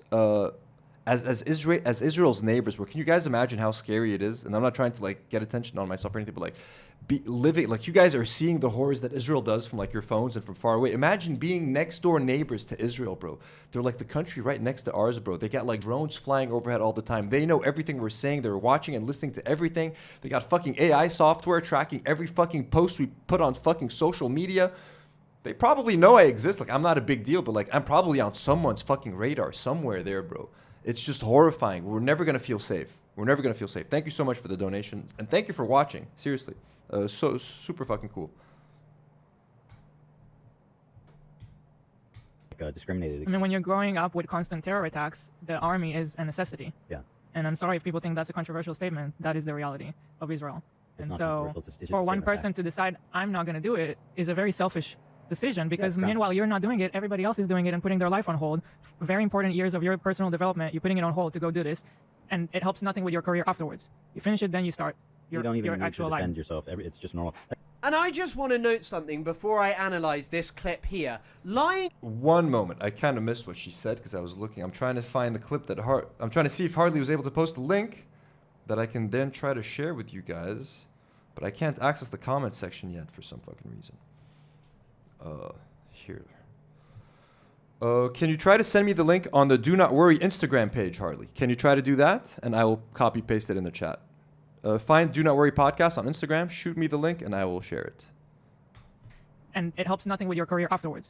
You finish it, then you start you don't... Sorry, we're going to watch this. You your don't need actual to defend life. yourself. It's just normal. And I just want to note something before I analyze this clip here. Lying for Ethan and Hila is a very dangerous game because you have published the vast majority of your life on the internet for well over a decade now. I mean, I've been watching you since I was 14, really. And what you said, first of all, was that, you know, Hila didn't actually want to serve... Progenitor Deity, I hope I'm saying that right. Pew polling dropped, showing that the majority of the U.S. public has turned against Israel. Democrats over 50 have swung 20% against Israel in 3 years. Republicans aged 18 to 49 are now 50% against Israel. That is cool, Matt, and I did see something like that on Twitter today. That is very interesting. I just think it's happening so slowly, and like it happened, unfortunately, after fucking Gaza was wiped off the fucking map and 200,000 people died. Like, if it took all of that to sway the public, it is a hopeful thing, and thank you for sharing, but like I don't know, man. I don't know if the American public has the power to change anything anymore. Like, the government is so out of control. You got fucking oligarchs running this shit. You got fucking Elon Musk firing thousands of government workers and defunding American government departments. Like, it's insane. It's insane. But yeah, I mean, I hope it's a sign of things to come. Young kids are pretty base. You got people like iShowSpeed who constantly talk about Palestine, and he's like one of the biggest influencers in the world for young kids. So we just need the younger generation. That's why they fucking tried banning TikTok, because all the young people are against Palestine. But it's also nice or against Israel. But it's nice to see with over 50s as well. I'm gonna check my Instagram in just a second to see if Harley was able to send me that link so we can help out that Palestinian family. In the IOF that, you know, she was kind of forced to. But I think what's becoming clearer is that both of you are letting the mask slip more and more, because in that original clip you claimed, oh, it was mandatory and all of these things. But now Ethan is saying that it is a necessity, and Hila is saying that people who don't serve are shameful.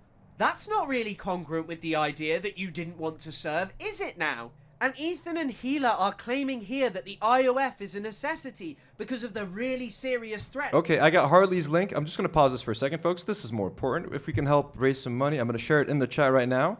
Here is Harley's... Oops, sorry, guys. Link. Boom, boom. Sent. It's in chat, folks. You guys can check out the link. Let's check it out together, actually. Here, I want to check it out, too. Maybe if we can shout out the fundraiser. Let's take a quick pause from this video. And Chris's great work. Let me scroll down here. Are you guys able to check the link? It's still catching up here. My chat is kind of behind. Blah, blah, blah, blah, blah. Almost there. God, it's so behind. Almost there, folks. Sorry if this is boring. I'm killing the whole momentum, aren't I? No, we're not. This is more important. Where? I have to find my chat now. God, this is... I can't see what I wrote. Where's my message?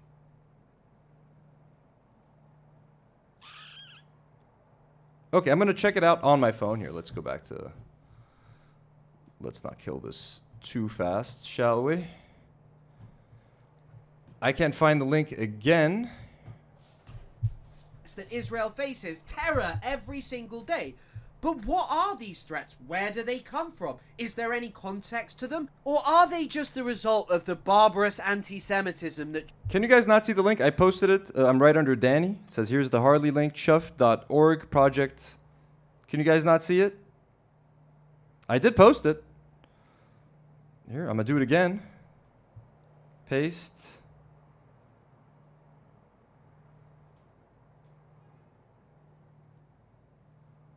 I don't know what's happening here. And I'm going to pin the message. Now it's pinned. Can you guys see it? Can you guys see it? Here, I'm going to open up the live stream myself on here. And we're going to do this together.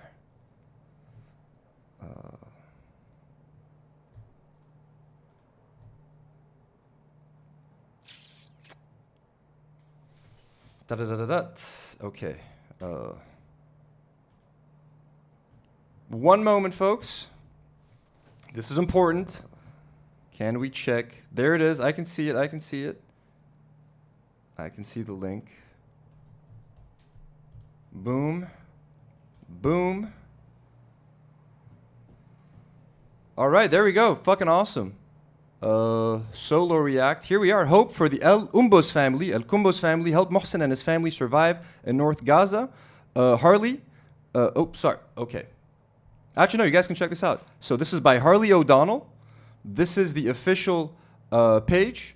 She has, by the way, Harley, is it he or she? Not that it matters.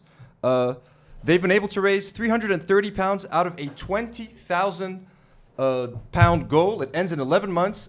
Let's help Harley get as much money as we can to help Mohsen and his family survive. What are they going through right now? So a message from Mohsen. My name is Mohsen Abul Umbuz, a 24-year-old Palestinian young man from Gaza, from a middle-income family of 23 people with 11 children. All I publish is our suffering and misery and the ongoing war in Gaza. I had many goals and ambitions that I wanted to achieve, but all of those goals and ambitions became incomplete. We lost everything. The warmth of family, being home, our work, our friends, our loved ones, and even our beautiful memories. I will not hide anything from you. I was saving an amount of money in order to achieve my first goal, which was planned by me and my family, which is marriage. But now, due to the circumstances we are going through, due to the high prices of the scarcely available products, and my attempt to help my family as much as possible, only a small amount of this remains, and of course, it will end soon. I ask you for this amount to help me complete my life and build my future, and to help my siblings with their livelihood and work.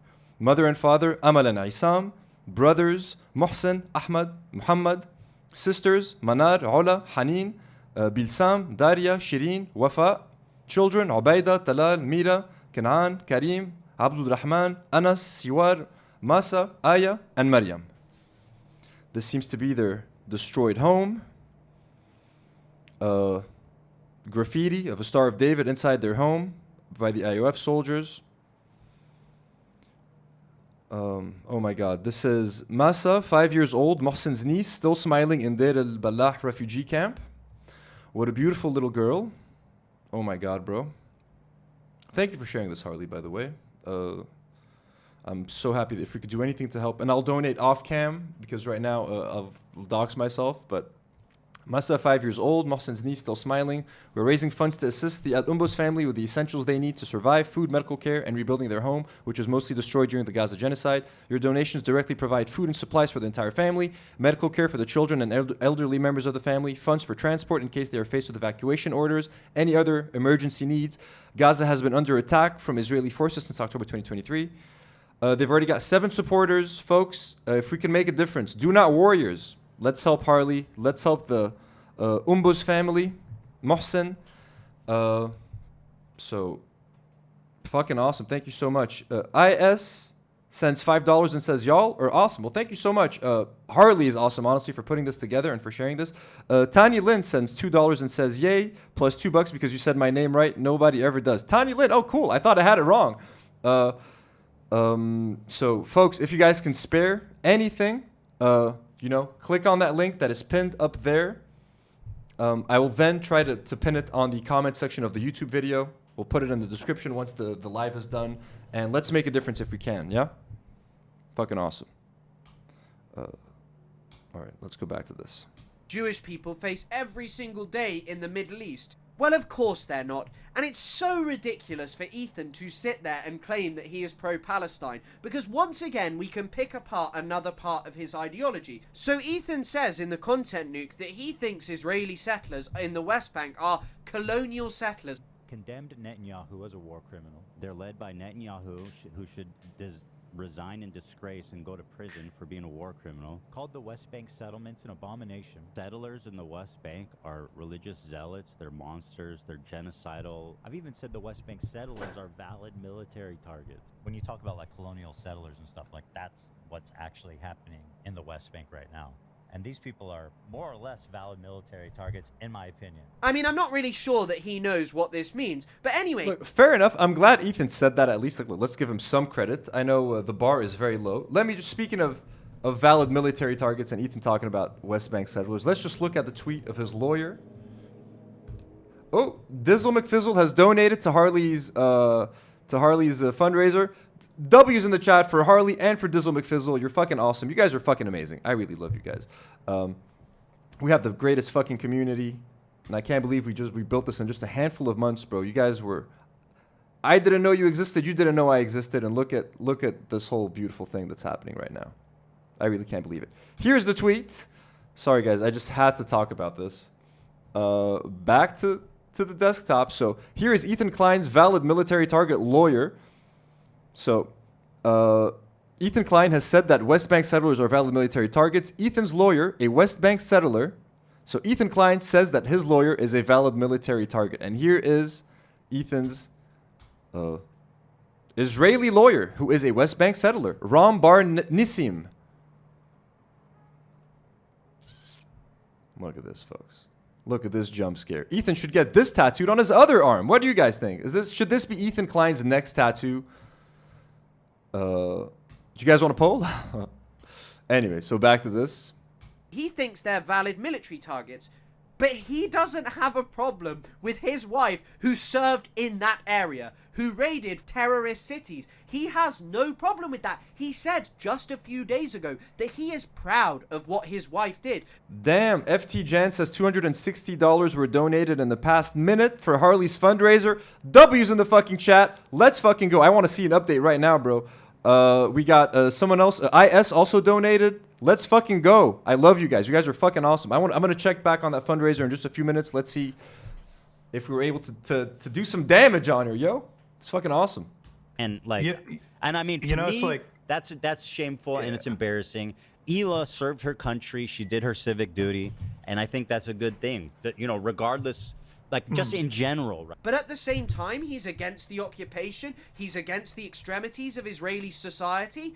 What does he think Israeli soldiers do in the West Bank? They're not just having fun or protecting Israel. They are maintaining Israel's colonial regime in the West Bank. They are there so as to ensure that the Israeli occupation does not face any form of serious resistance. She was arresting people, most likely for opposing it. Who knows whether that was via armed resistance or peaceful means. I mean, Israel doesn't make a distinction. It doesn't even offer people trial before it begins its horrifying torture of them. I mean, Ethan Klein is a guy who claims that he thinks that there is a genocide going on in Gaza, yet simultaneously thinks that it is shameful not to serve in the Israeli military, that it is some kind of necessity. What does this guy... Yo, this went from 330 pounds to 645 pounds. Yo, you guys are fucking awesome, bro. Again, this is all Harley, by the way. I refuse to take any credit for any of this. All I did was use my platform to promote Harley's hard work. This is fucking awesome. Harley, seriously, like you're putting us Arabs to shame. I should be doing fundraisers and helping. So you're doing fucking amazing. You guys are fucking awesome, bro. I can't believe the number changed so fucking fast. That's fucking nuts. Feels good. We're doing some good tonight, folks. We're having fun. We're shitting on Ethan Klein, and we're doing some good. We're helping some Palestinians. That's fucking awesome. I think that actually talking about Palestine and Israel on the internet is securing him. Every single time he opens his mouth, he puts his foot in it because he has no understanding. He has no coherent position. He just condemns the excesses of Israel without ever confronting what he actually supports. And I mean, he claims that Israel is under threat. He does it in the content nuke as well. He claims, oh, you know, Israel's under these threats. It has been since it was established. But where do these threats come from? I mean, Hezbollah, for example. What is the actual context of it? Well, Israel invaded Lebanon in... Sorry, honestly, I'm buzzing on like the donations that you guys are getting together. I'm not even listening to Chris anymore. Chris, I'm going to rewind a couple of seconds. You guys are so fucking awesome, bro. We're raising money. This is fucking crazy. Threat. He does it in the context. He just condemns the excesses of Israel without ever confronting what he actually supports. And I mean, he claims that Israel is under threat. He does it in the content nuke as well. He claims, oh, you know, Israel's under these threats. It has been since it was established. But where do these threats come from? I mean, Hezbollah, for example. What is the actual context of it? Well, Israel invaded Lebanon in 1982. Hezbollah largely came from that.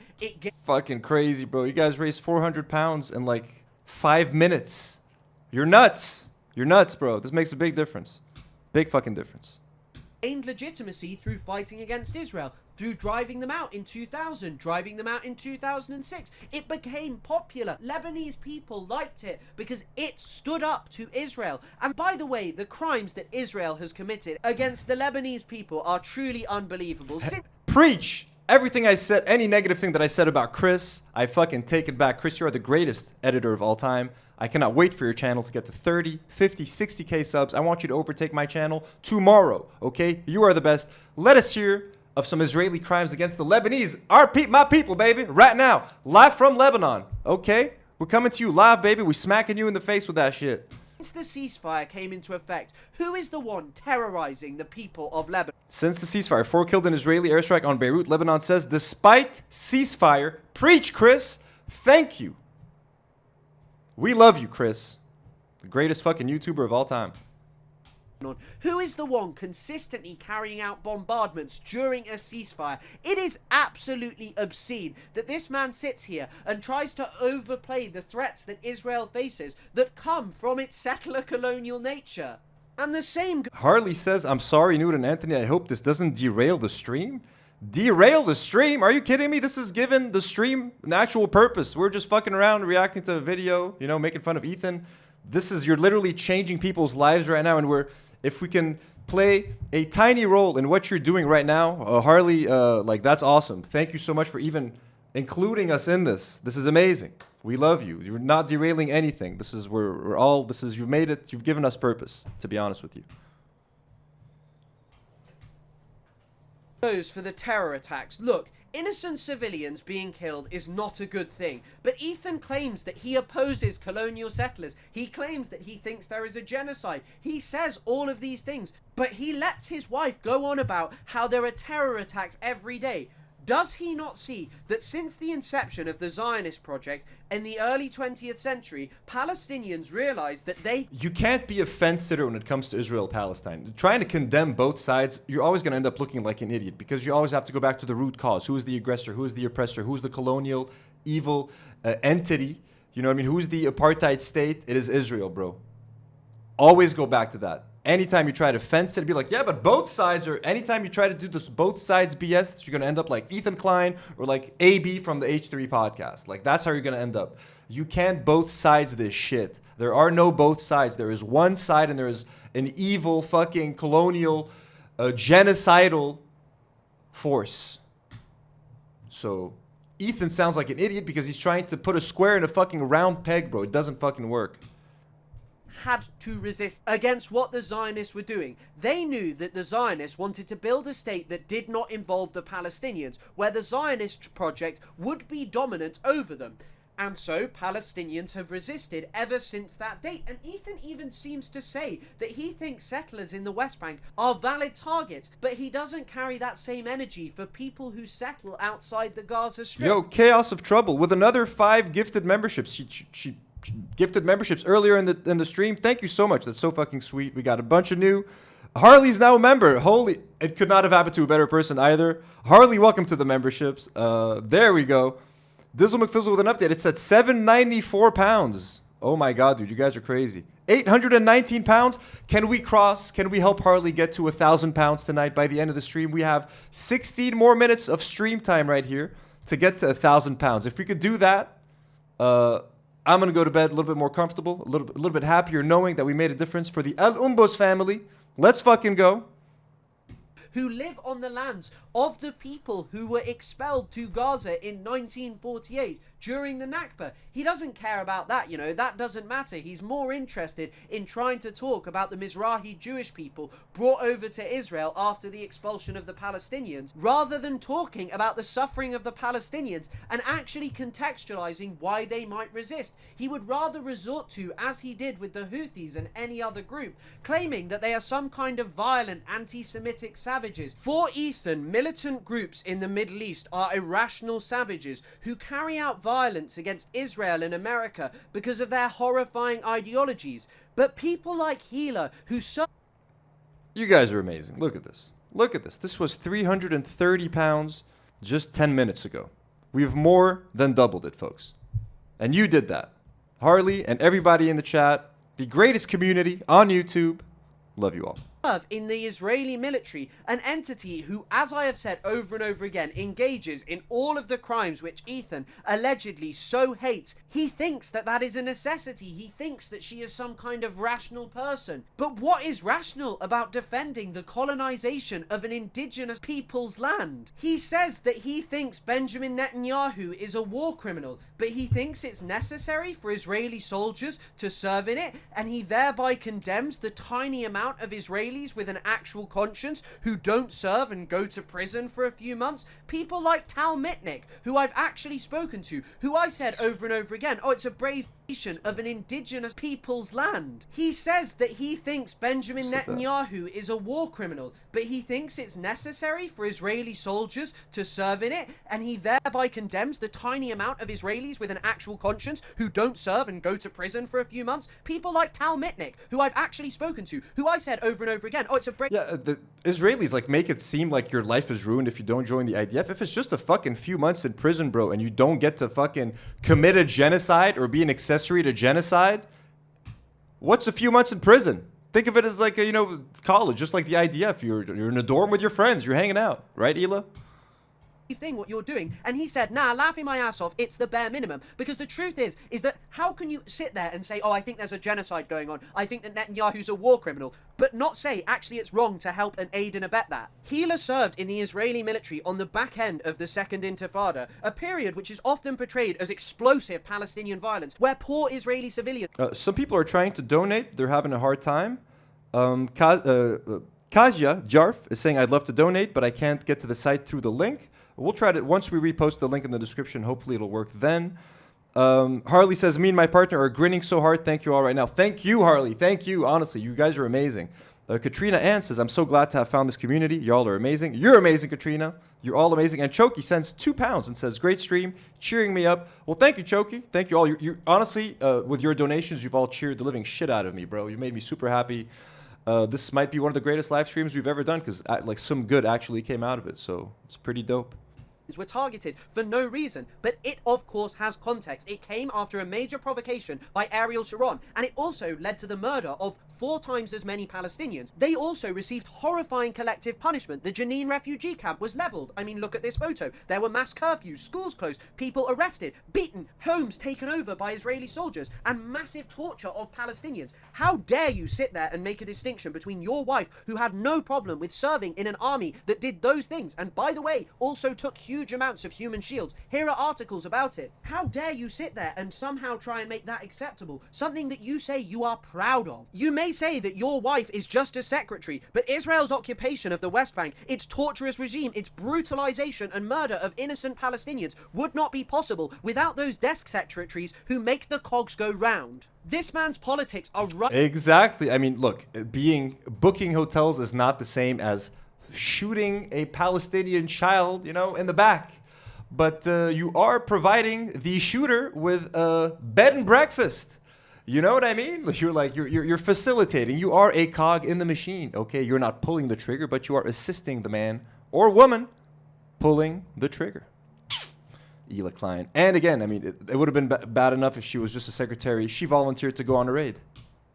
Wing and disgusting, and he makes himself feel better about them by just deploying Orientalism, by portraying Israel and America as enlightened countries who don't engage in misogyny, slavery, bigotry against other people, who aren't irrational, who aren't hateful. But of course, he is unwilling to confront the fact that these are all charges which should be leveled against Israel and America, who have perpetrated them on far grander scales than any group he hates. Now let's move on to some clips of Ethan spreading some of the most despicable Zionist talking points that have been utilized to perpetrate Israel's horrifying crimes in the Gaza Strip. When civilians... Lars sends $5 and says, do you think there's any line for AB? Like if Israel invaded Lebanon and Ethan defended taking Lebanese land, do you think that would be too far for him? I mean, I think definitely AB will try to speak up for it, but then Ethan will be like, yes, but AB, Hezbollah fired rockets into Israel. And AB will be like, yeah, you're right, Ethan. Yeah, I guess you're right. I don't know enough about it, so I'm just not going to comment. I don't want to piss off the H3 fans, and I don't want Snark to come after me, so I guess you're right. And then Ethan will be like, but me and Hila wish the best for your family. AB, we want your family to be safe, but it's a justified attack. Hezbollah was hiding rockets in their garage. Like, that's how it's going to go. You know what I mean? But we love you, AB. We care about AB. We love. And then Hila will be like, yes, we love AB. We do love him. And then AB will be like, by the way, Ethan drove me to work today, folks. Just had to say that. And Ethan will be like, thank you for mentioning that, AB. Thank you for saying it. That's kind of how I think it would go, right? Isn't that how it would go? Thank you, AB, for saying that. I wasn't going to say anything, but thank you. I'm glad you brought it up. Fucking get murdered in Gaza, that's a dub for Hamas because it raises creates more pressure on Israel from outside forces. He's got more people talking, more people outraged. Yo, we're at 9:56. Dizzle McFizzle has shared an update, 9:56. And he's just shared the link in Hassan's chat. Holy fuck. Hassan's chat will take this above the line. But I just want to get you to a K. Harley, we want to get you to 1K at least. So it's both. It is both. Israel is blowing up buildings and killing a ton of innocent people. But people who pretend that Hamas is anything but a fucking barbaric terrorist group. Sorry, I got to listen to this shit again. Talking points that have been utilized to perpetrate Israel's horrifying crimes in the Gaza Strip. When civilians fucking get murdered in Gaza, that's a dub for Hamas because it raises it creates more pressure on Israel. Yes, Hamas loves it when civilians get killed, and it's part of Hamas's plans to kill civilians because it garners international sympathy, and the only way for Hamas to get anyone to care about what's happening in Palestine is to kill civilians. So it's all Hamas's plan is to kill civilians. That's what Ethan says. That's what the IDF believes. That's what the Israeli government believes. That's what most Israelis think. That's why they don't feel any pity for Palestinian civilians anymore, because in their mind, it's all part of the plan. They're cannon fodder. They're just there to die. They're like the red suits from Star Trek. They're just made to be killed. So we're just killing them. What can we do? They don't care. He doesn't care. You know what I mean? That's how you justify a genocide in your head. Outside forces. He's got more people talking, more people outraged. So it's both. It is both. Israel is blowing up buildings and killing a ton of innocent people. Severa Wolves sends $2 and says, "Keep up the good work. Heart from the Rust Belt USA," and they're also a member. So thank you so much for the support. Let's see what the fundraiser is at. 1010 accurate H3 convo. There we go. Thank you. I'm glad I was able to recreate that. I think let's just double check. Last I checked, this was at 8. Last I heard, this was at like 956 euros. Let's just look at that number. Let's just look at that juicy 900. 965, folks. We are 35 pounds away from the golden 1K. We got 20. This had 7 donators just a few minutes ago. Now it's at 24. You guys are amazing. Harley O'Donnell from the UK, you're amazing as well. I hope this isn't doxing you. 965, you guys are fucking awesome, bro. What a good stream. What a good, productive stream today. But people who pretend that Hamas is anything but a fucking barbaric terrorist group that intentionally kills its own people for political gain is lying to themselves, dude. Holy shit. They literally put fucking command centers under hospitals. That's not even debated. By the way, Harley, are you a man or a woman? None of that matters. I just want to know if I should say he or she or they, whichever you prefer. So let us know, please. They were keeping some of the hostages in hospitals too. It seems like a lot of them ran through hospitals. She, her. Harley's a lady. Harley, bless you. We love you. That's it. I mean, just logical, right? Now, for someone who is self-proclaimed to be against the genocide in the Gaza Strip and also pro-Palestinian, to hear a talking point like this spread is truly disgusting. You cannot reconcile these two things, because all of the evidence points to the fact that Israel has lied. It has been unable to support outrageous claims that it made, such as the claim that there was a terror base and command center under the Al-Shifa hospital that was used to raid it, to make patients there suffer.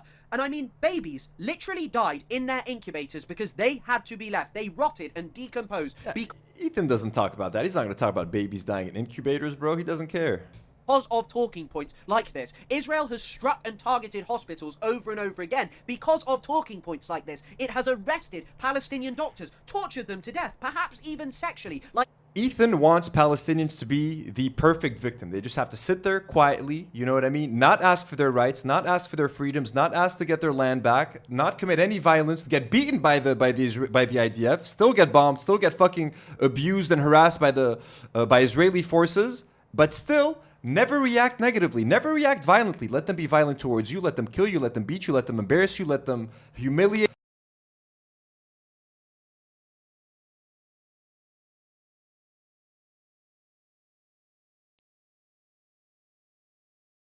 Let's hope so. I think it is. Yeah, it is working. Power's back, folks. Power's back. So just be a nice little slave. Be a good little Palestinian. Be a good, quiet Arab. You know what I mean? Don't you complain. If you throw a stone, we're going to bomb the living shit out of your house and murder your whole fucking family. Okay? But hey, I support Palestinians. I want a two-state solution. Palestinians shouldn't suffer. Well, are they allowed to like ask for their rights? No. Can they throw a rock at like a mean guard? No. We should kill them if they do. But I support Palestinians. That's what these fucking people sound like, bro. It's insane. We're not allowed to react. We're not allowed to get angry. We're not allowed to have Israelis can bomb Iranians. If Iran bombs Israel as a response, they're terrorists. Go fucking figure. Holy shit. Adnan al-Bursh, but for pro-Palestinian anti-genocide Ethan Klein, there's no debate about it. But that's just not true. Just a few months ago, one of the international criminal... Haley D with another 5 memberships. Thank you so much, Haley D. You're the queen. We love you so much. I mean, what would we do without Haley? This whole chat is green now because of Haley.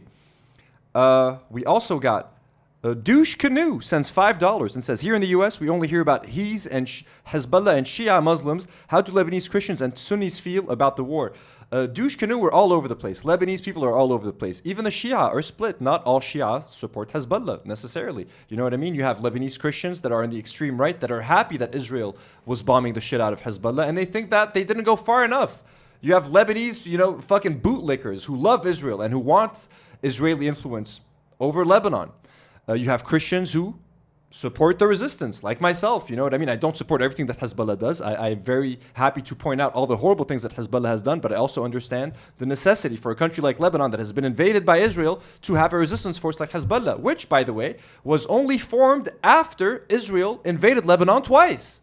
So, again, there's a reason why these things exist. There's a reason why Hamas exists. Hamas is resistance. You can get rid of Hamas, but resistance will never go away. It will just be under another name. You can call it Hamas too. You can call it FAMAS. You can call it Lamas. It doesn't matter. Resistance is resistance. Mo, gifted 5 Do Not Worry memberships. Again, you guys are fucking killing it tonight, man. You guys are doing great. I just want to get an update on the fundraiser. Any updates on the fundraiser? CH sends $2 and he says, here's a small donation to invest into a UPS. I do have a UPS. Oh shit. I have a UPS. I have like 4 UPSs in my house. My camera's plugged into a UPS. The audio's plugged into a UPS. But sometimes it takes a second to switch once the power's off. But I definitely have. We're at 984. Dizzle McFizzles. We're 16 away from 1K. Who's gonna donate? That's 16. We're counting on you. All right, back to the video. We're almost done. Lead prosecutors Andrew Cayley noted claims of Hamas in hospitals had been grossly exaggerated. This is a man who was appointed by the UK's most racist Home Secretary in its recent history, Suella Braverman, a woman who is Wait, what did that fucker say? Claims of Hamas fighters in hospitals have been exaggerated, says senior ICC prosecutor. Of course it has. In hospitals had been grossly exaggerated. This is a man who was appointed by the UK's most racist Home Secretary in its recent history, Suella Braverman, a woman who is unequivocally pro-Israel, and he is saying this. He is saying that it is likely Israel has grossly exaggerated its claims. Then you have Forensic Architecture, who highlighted that Israel lied at the International Court of Justice. No name, also with a $5 donation, says UPS fund. Well, I'll get another UPS, folks. Thank you. I'll get another one. About a militant fighting inside hospital boundaries. They debunked it, clearly. People do not want to talk about this. And then let's move on to what Craig Mohiba said. As he noted, the mere presence of armed forces of members of the enemy in populated civilian areas does not constitute the use of human shields. Indeed, Israel should carefully consider the implications of its repeated claims that it does, given that... Folks, Harley did it. Harley has just raised £1,000 out of 20K for the El Umbos family. Everybody give yourselves a round of applause. W's in the fucking chat for all of you. W's in the chat for Harley. Thank you for telling us about this, Harley. For putting this on our radar. 1,000 guys. You guys raised £700 in like 25 minutes. You guys are fucking amazing. Okay, don't let anybody. Sorry, let me come back to the. Let's all look at that number. Let's all look at that number together. 1,000 beautiful pounds. And let's take a look at the lovely little girl that this is going to be helping. Read more. Again, this is Masa. So part of this money is going to go to help this little girl who is now staying in the Deir al-Balah refugee camp. Her home was destroyed. Yo. You guys did it, yo. Harley, congratulations. Fucking happy for you. And your partner. We're almost done with this. Seriously, you guys made this live chat extra fucking special, bro. Extra fucking special. Goddamn. It maintains its military headquarters in a busy section of Tel Aviv. Ethan has spread one of the most deadly... Oh, they're in West... The family is in West Gaza City right now. Everybody, pray for them. Let's hope they're safe. If you guys are praying people, if you guys want to send good vibes, I mean, let's just hope Israel does not murder this fucking family. Zionist lies. It is truly despicable. For this man to try and sit there and claim that he is pro-Palestine is utterly obscene. And it's provable that the Israeli military just make up numbers when it comes to claims about terrorists or militants. You had this Haaretz article which stated that of 200 people who crossed an arbitrary line invented by Israel, which they executed, less than 10% of them had any link to Hamas. Or you have this article from the BBC about Israel's bombardment of Lebanon, where Israel made the claim, oh, we were bombing a Hezbollah... I heard Lebanon again. Sorry, my phone is about to die, so I got it.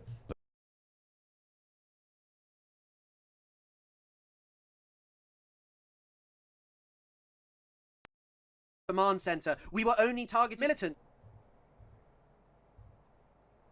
An arbitrary line invented by Israel, which they executed. Less than 10% of them had any link to Hamas. Or you have this article from the BBC about Israel's bombardment of Lebanon, where Israel made the claim, oh, we were bombing a Hezbollah command center. We were only targeting militants. We were eliminating Hezbollah commanders. But of the 73 people killed, only 68 of which could be verified, likely because they were torn to shreds and their families will never even get to bury them. Only 6 of them had links to Hezbollah's military wing. None of them held a seat.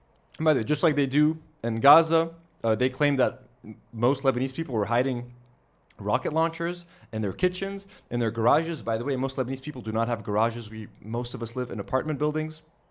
So just like when someone is bombed in Gaza, hey, we just bombed Hamas terrorists. No one questions it. No one cares. Someone's bombed in Lebanon. We bombed Hezbollah terrorists. No one questions it. No one cares. They're killing civilians. They're killing kids. They're killing random fucking people. Okay. But yeah.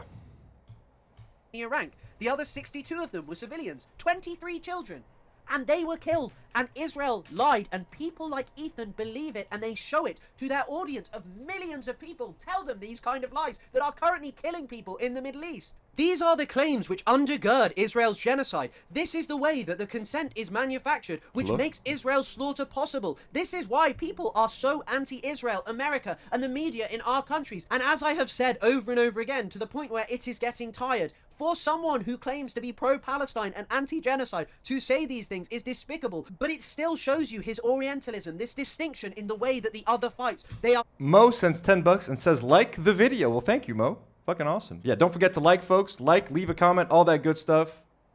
Savages who lie, who want their own civilians killed. Not like Israel. No. Israel's a moral nation. His wife was in their army, you know. It's something that he's proud of. And I'd like to end with a very short segment about the recent anti-Hamas protests in Gaza that Ethan, like many other liberals who purport to be pro-Palestine but in reality are Zionists, has not been able to get over. This man has been so excited about them. He's found a new way to condemn Hassan, to say, oh, he's more pro-Hamas than me. Oh, I think that these are the only way to end Israel's genocide, and they're going to be brilliant.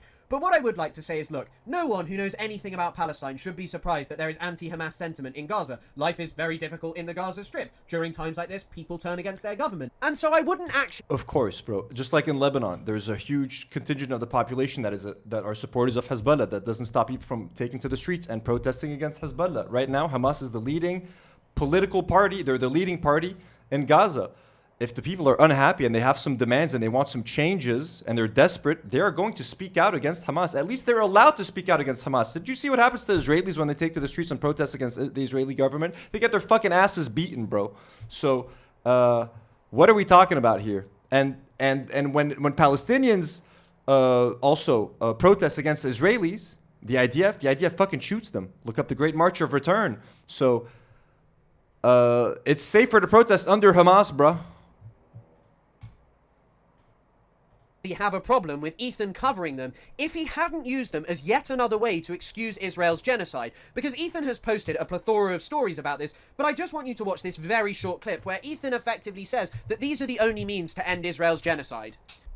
The reason you don't see this, and I mean, Israel's forced them into a point of desperation where like they're willing to risk their lives, but like protesting against Hamas publicly is a grim Yeah, it's a grim. What is it like protesting against Israel publicly? You fucking Zionist dumb fuck. Huh? What's it like protesting against Israel? I'd love to know. Again, the Great March of Return, Israeli snipers were fucking shooting kids and crippled people for literally just marching peacefully towards the fucking gates and asking to be allowed back to their fucking homes. Grim outlook. That is not something you want to do. Hamas, just read their charter. Listen to what they say. They're Islamic. They're violent. They're Islamic. Guys, they're Islamic. Oh my God, they're Islamic. They're Muslims. They're Muslims. Oh my God, that's disgusting. Phew. Brown and Islamic and smell like falafel. And, protesters, and it's known that protesters, people that there are who dissent against Hamas, get scooped up, get punished, disappear. Now, if at this point you don't believe that Ethan is Orientalist and creates a distinction between them and us, he literally refers to one of the reasons for Hamas being so dangerous as them being Islamic. I think if I were to say that Israel is the way it is because it is Jewish, he would... Now, to be fair, he was later corrected by someone, I think it was Dan, he was like, I think you meant Islamists. But that's what Ethan doesn't care, bro. He just knows Muslim, Islamic. He meant probably Islamic, like, you know what I mean? That's all he relates to. And this is a guy who lived in Israel for 5 years, so like he's been in the Middle East. He should know these terms a little bit better. You know what I mean? But no, he's so fucking clueless when he talks about this stuff. Make videos about me calling me an anti-Semite. It is completely insane that he would say this, especially when you consider that Israel's violence against non-violent protesters is off the charts. During the first Karina with a $9.99 donation to supporting the channel. No message in there. Thank you so much, Karina. That's very sweet. Thank you so much. W's in the chat for Karina. And DG gifted 1 Do Not Worry membership. And who is the Julia Gulia? Julia Gulia from The Wedding Singer? Is it the Julia Gulia?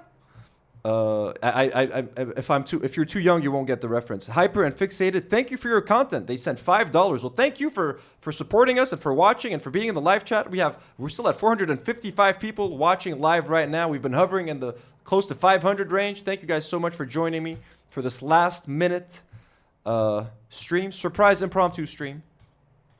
A mass uprising that was largely non-violent, Israel deployed some of the most horrifying torture that you could possibly imagine. And you can read about how horrifying this torture was in texts such as on Gaza Beach. Yitzhak Rabin, someone who is considered one of the most peace-loving Israeli prime ministers, issued an order to break the bones of non-violent protesters. And this isn't something that went away. Israel's response to the Great March of Return, a march that initially was not supported by Hamas, although later they didn't come out. Chris is making all the good points. Everything we're talking about, he's talking about. Chris, again, I subscribe to his channel. Please go subscribe to Chris Kunzler's channel. Great up-and-coming creator, and just joined the anti-Ethan Klein army.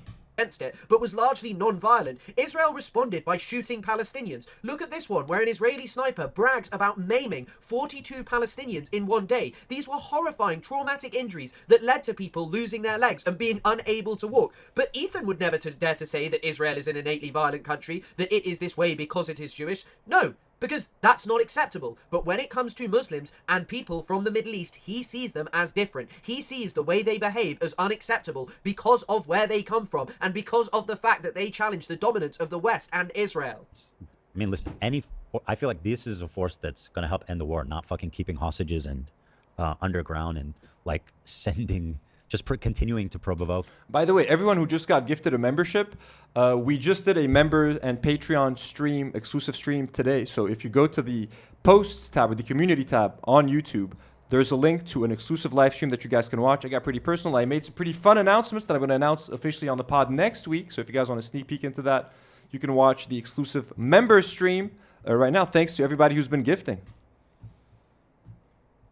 Israel to attack them. And the core problem with this is that the Israeli government doesn't care about the hostages. The Israeli government doesn't care about Hamas. Just a few days ago, Benjamin Netanyahu stated that voluntary migration was the plan, that they would control the Gaza Strip. That that's it. They're not hiding it. It's a plan. Anyone can discuss it with them. They are openly planning to ethnically cleanse 2 million people. Why are you obsessing over these protests? They are not going to save the Palestinians. They are not going to end the suffering. The genocide that you allegedly condemn, the thing that you have spread the propaganda that has enabled. Israel is just ramping up the destruction. It's why they blew up the Turkish cancer hospital, the only cancer hospital in the Gaza Strip. No one's going to be getting any cancer treatment there anymore. Where are they going to have to go? Other countries. They won't come back. Gaza is gone to the Zionists, and anyone who is going, well, if Hamas released the hostages, it would save everything, is wrong. The only answer to this situation... There's nothing left, bro. he's right. Like, there's nothing fucking left. Dude. Tomorrow, I have some videos that just, it's like it's a post-apocalyptic fucking zone, bro. It's done. It's like radiated. It's fucking, I don't even think you can grow crops there anymore, bro. It's done. They fucking wiped Gaza off the map. But if you voted for Kamala, it happened under Biden and Kamala. They destroyed Gaza under the Democrats, you dumb fucks. Is massive, massive pressure on Israel. But that's not what Ethan wants. Ethan is planning on taking a trip to Israel to show you its real side. But what real side is there to Israel when it is a country that is openly planning to perpetrate the greatest crime of the 21st century? You can say, oh, I don't like Netanyahu, I don't like this, I don't like that. It won't change anything. The Israeli military that you are proud of your wife serving in is going to expel millions of Palestinians from Gaza. Then it will turn on the West Bank. Then it will turn on Palestinians inside Israel proper. And you want to go and show your supporters this wonderful side to it. Exactly, bro. How the fuck can you still say you're pro-Israel? Like, how could you be comfortable going to Israel, claim that you're pro-Palestinian, while your country and your government and your army is kicking out 2 million people, 1.9 million, the ones that weren't murdered, you know, the 200,000 people that were killed.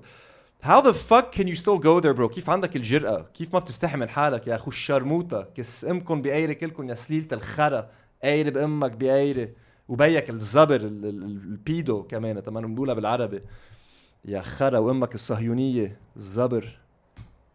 It is one of the most obscene and shocking things that has come out of Ethan Klein's mouth over the last year and a half. Because it is not only that as he goes, Israel will be implementing its plan to expel 2 million people, it is also that what he loves and enjoys about Israel is inextricably linked from the dispossession, marginalization, and extermination of the Palestinian people historically, the Nakba, the consistent displacement of Palestinians. But it is also linked to the fact that only a few hundred miles away, if even that, in the West Bank, Palestinians will be being expelled. Communities will be being wiped away. There will be violent pogroms against Palestinians. And we've said that when Ethan goes to Israel to shoot his fucking vlogs to show you how great Israel is, we are going to try our best to do vlogs right here in Lebanon to show you how fucking great Lebanon is. I'm going to try to go show you guys different areas. When Ethan drops a video, we're going to drop a video. Fuck you, Ethan. Fuck Israel.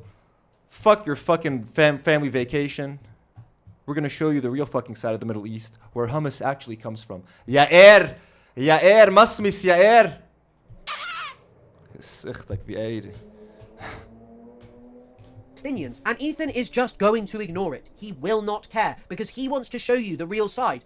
But the two are inextricably linked. So Ethan Klein is a confused Zionist who wishes to disavow the most extreme and unacceptable aspects of Israel's genocidal violence against Palestinians. But he cannot abandon his Zionism. He is unwilling to see that Hamas, far from being the sickness, is but a symptom of Israeli settler colonialism, the true sickness that plagues Palestine. From its very inception, Zionism was rejected and resisted by the indigenous Palestinian people. They never wanted to give Palestine away to colonizers who came with... Sorry guys, I occasionally, you know, my Lebanese side pops out sometimes and I have to curse in Arabic. 5.99 Heidi, I just discovered your podcast. This is such a breath of fresh air. Love from France. Well, Heidi, I don't know how you say your name. Heidi, merci beaucoup. On apprécie vos 6 euros. C'est très généreux de votre part. Thank you so much, everybody watching us from France, from England, from Ireland, Germany, America. We love you all. Thank you for the dono. Thank you for supporting us. Heidi, I'm a fallen H3 fan. This is a Lebanese H3 style podcast, but we don't fuck with Zionism. We don't fuck with Israel. That's the major fucking difference. That's what we do here. The explicit goal of marginalizing the population of Palestine, destroying their alternative mode of existence, and eliminating their cultural and historical contributions to the land of Palestine. And so until Ethan can see that there is no Zionism without the Nakba, without the current expulsion of Palestinians, without the settlement in the West Bank, this man will remain forever a confused Zionist who will continue to aid and abet. Shout out Austria. We got A Worst from Austria. We got Nico Wang from Spain. Hell yeah. Israel's extermination of the Palestinian people. Moonloft is watching from Mexico. Okay, first of all, we just finished the video. No, we're not going to watch the John Campea show. Shout out to the John Campea show, by the way. Posted. Chris Kunzler, thank you so much for the video. Thank you for entertaining us for the past 2 hours. Thank you for the great work, the great research. Everybody, subscribe to Chris. He's at 3.87K subs. He went up like 200 subs just as I was watching his video. So well-deserved. His video is at 84,000 views. So amazing work. Seriously, really good job. If we go to my channel, actually, my Ethan video that like got the most views was this at 65K views. How Ethan Klein is killing H3. H3, I really recommend you guys watch this if you haven't. This was my first H3. Jewish refugee. This was my first video about H3. This is the video that got me on most of y'all's maps. We like doubled in subscribers, kind of starting with this video. This was really helpful. So check it out. Folks, my phone is running out of power, so my 4G is about to die. So I got to bid you guys farewell. Thank you to everybody who joined. Thank you to Harley for sharing her fundraiser with us, and which is now at, I'm guessing it's still at 1,039 pounds, which is fucking amazing. You guys are so generous. You guys are so fucking awesome. 1,039 pounds, folks, out of 20,000. You guys raised 700 pounds together within a few moments, within a few minutes. It is so amazing. Let me quickly check the chat before I let you guys go. Thank you so much for joining us. We have 473 people still in the chat. Again, all new members, all new patrons, there's a video that you guys can watch today that we just streamed right before this. We are going to see you tomorrow with hopefully with another episode of the podcast. A regular, more traditional episode. We got a bunch of topics. Ethan Klein has lost his lawsuit to Ryan Kavanaugh. We're going to talk about that, talk about a bunch of other cool shit. Let me just take a second to thank some of our lovely patrons who are supporting us. Wait, is that new? Oh no, that is an old comment. Got to your patrons like Rifat Fakih, Elian Mujabir, Jack Sleeman, Dominic Seldra, Daniel Nechle, Emma Watson. We love you. Blonde patrons like Dr. Rod Johns Hopkins, spine surgeons. Oh, Hopkins. Who wrote Hopkins? Hopkins. Muhammad Mroueh, Hadi.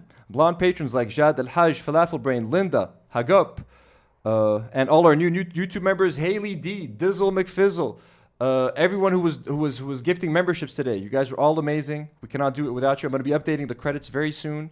We'll see you guys tomorrow. Thank you for joining us. Thank you for everybody in the chat. Thank you to Nour for being in the chat. Harley, thank you so much. I'm gonna put the link to the fundraiser in the description of the video, and I'm gonna pin the comment under the video for anyone else who wants to donate. I can't believe we raised 700 pounds together. Folks, I love you guys. As always. Sorry, I gotta get my mouse. I'm gonna do it again, folks.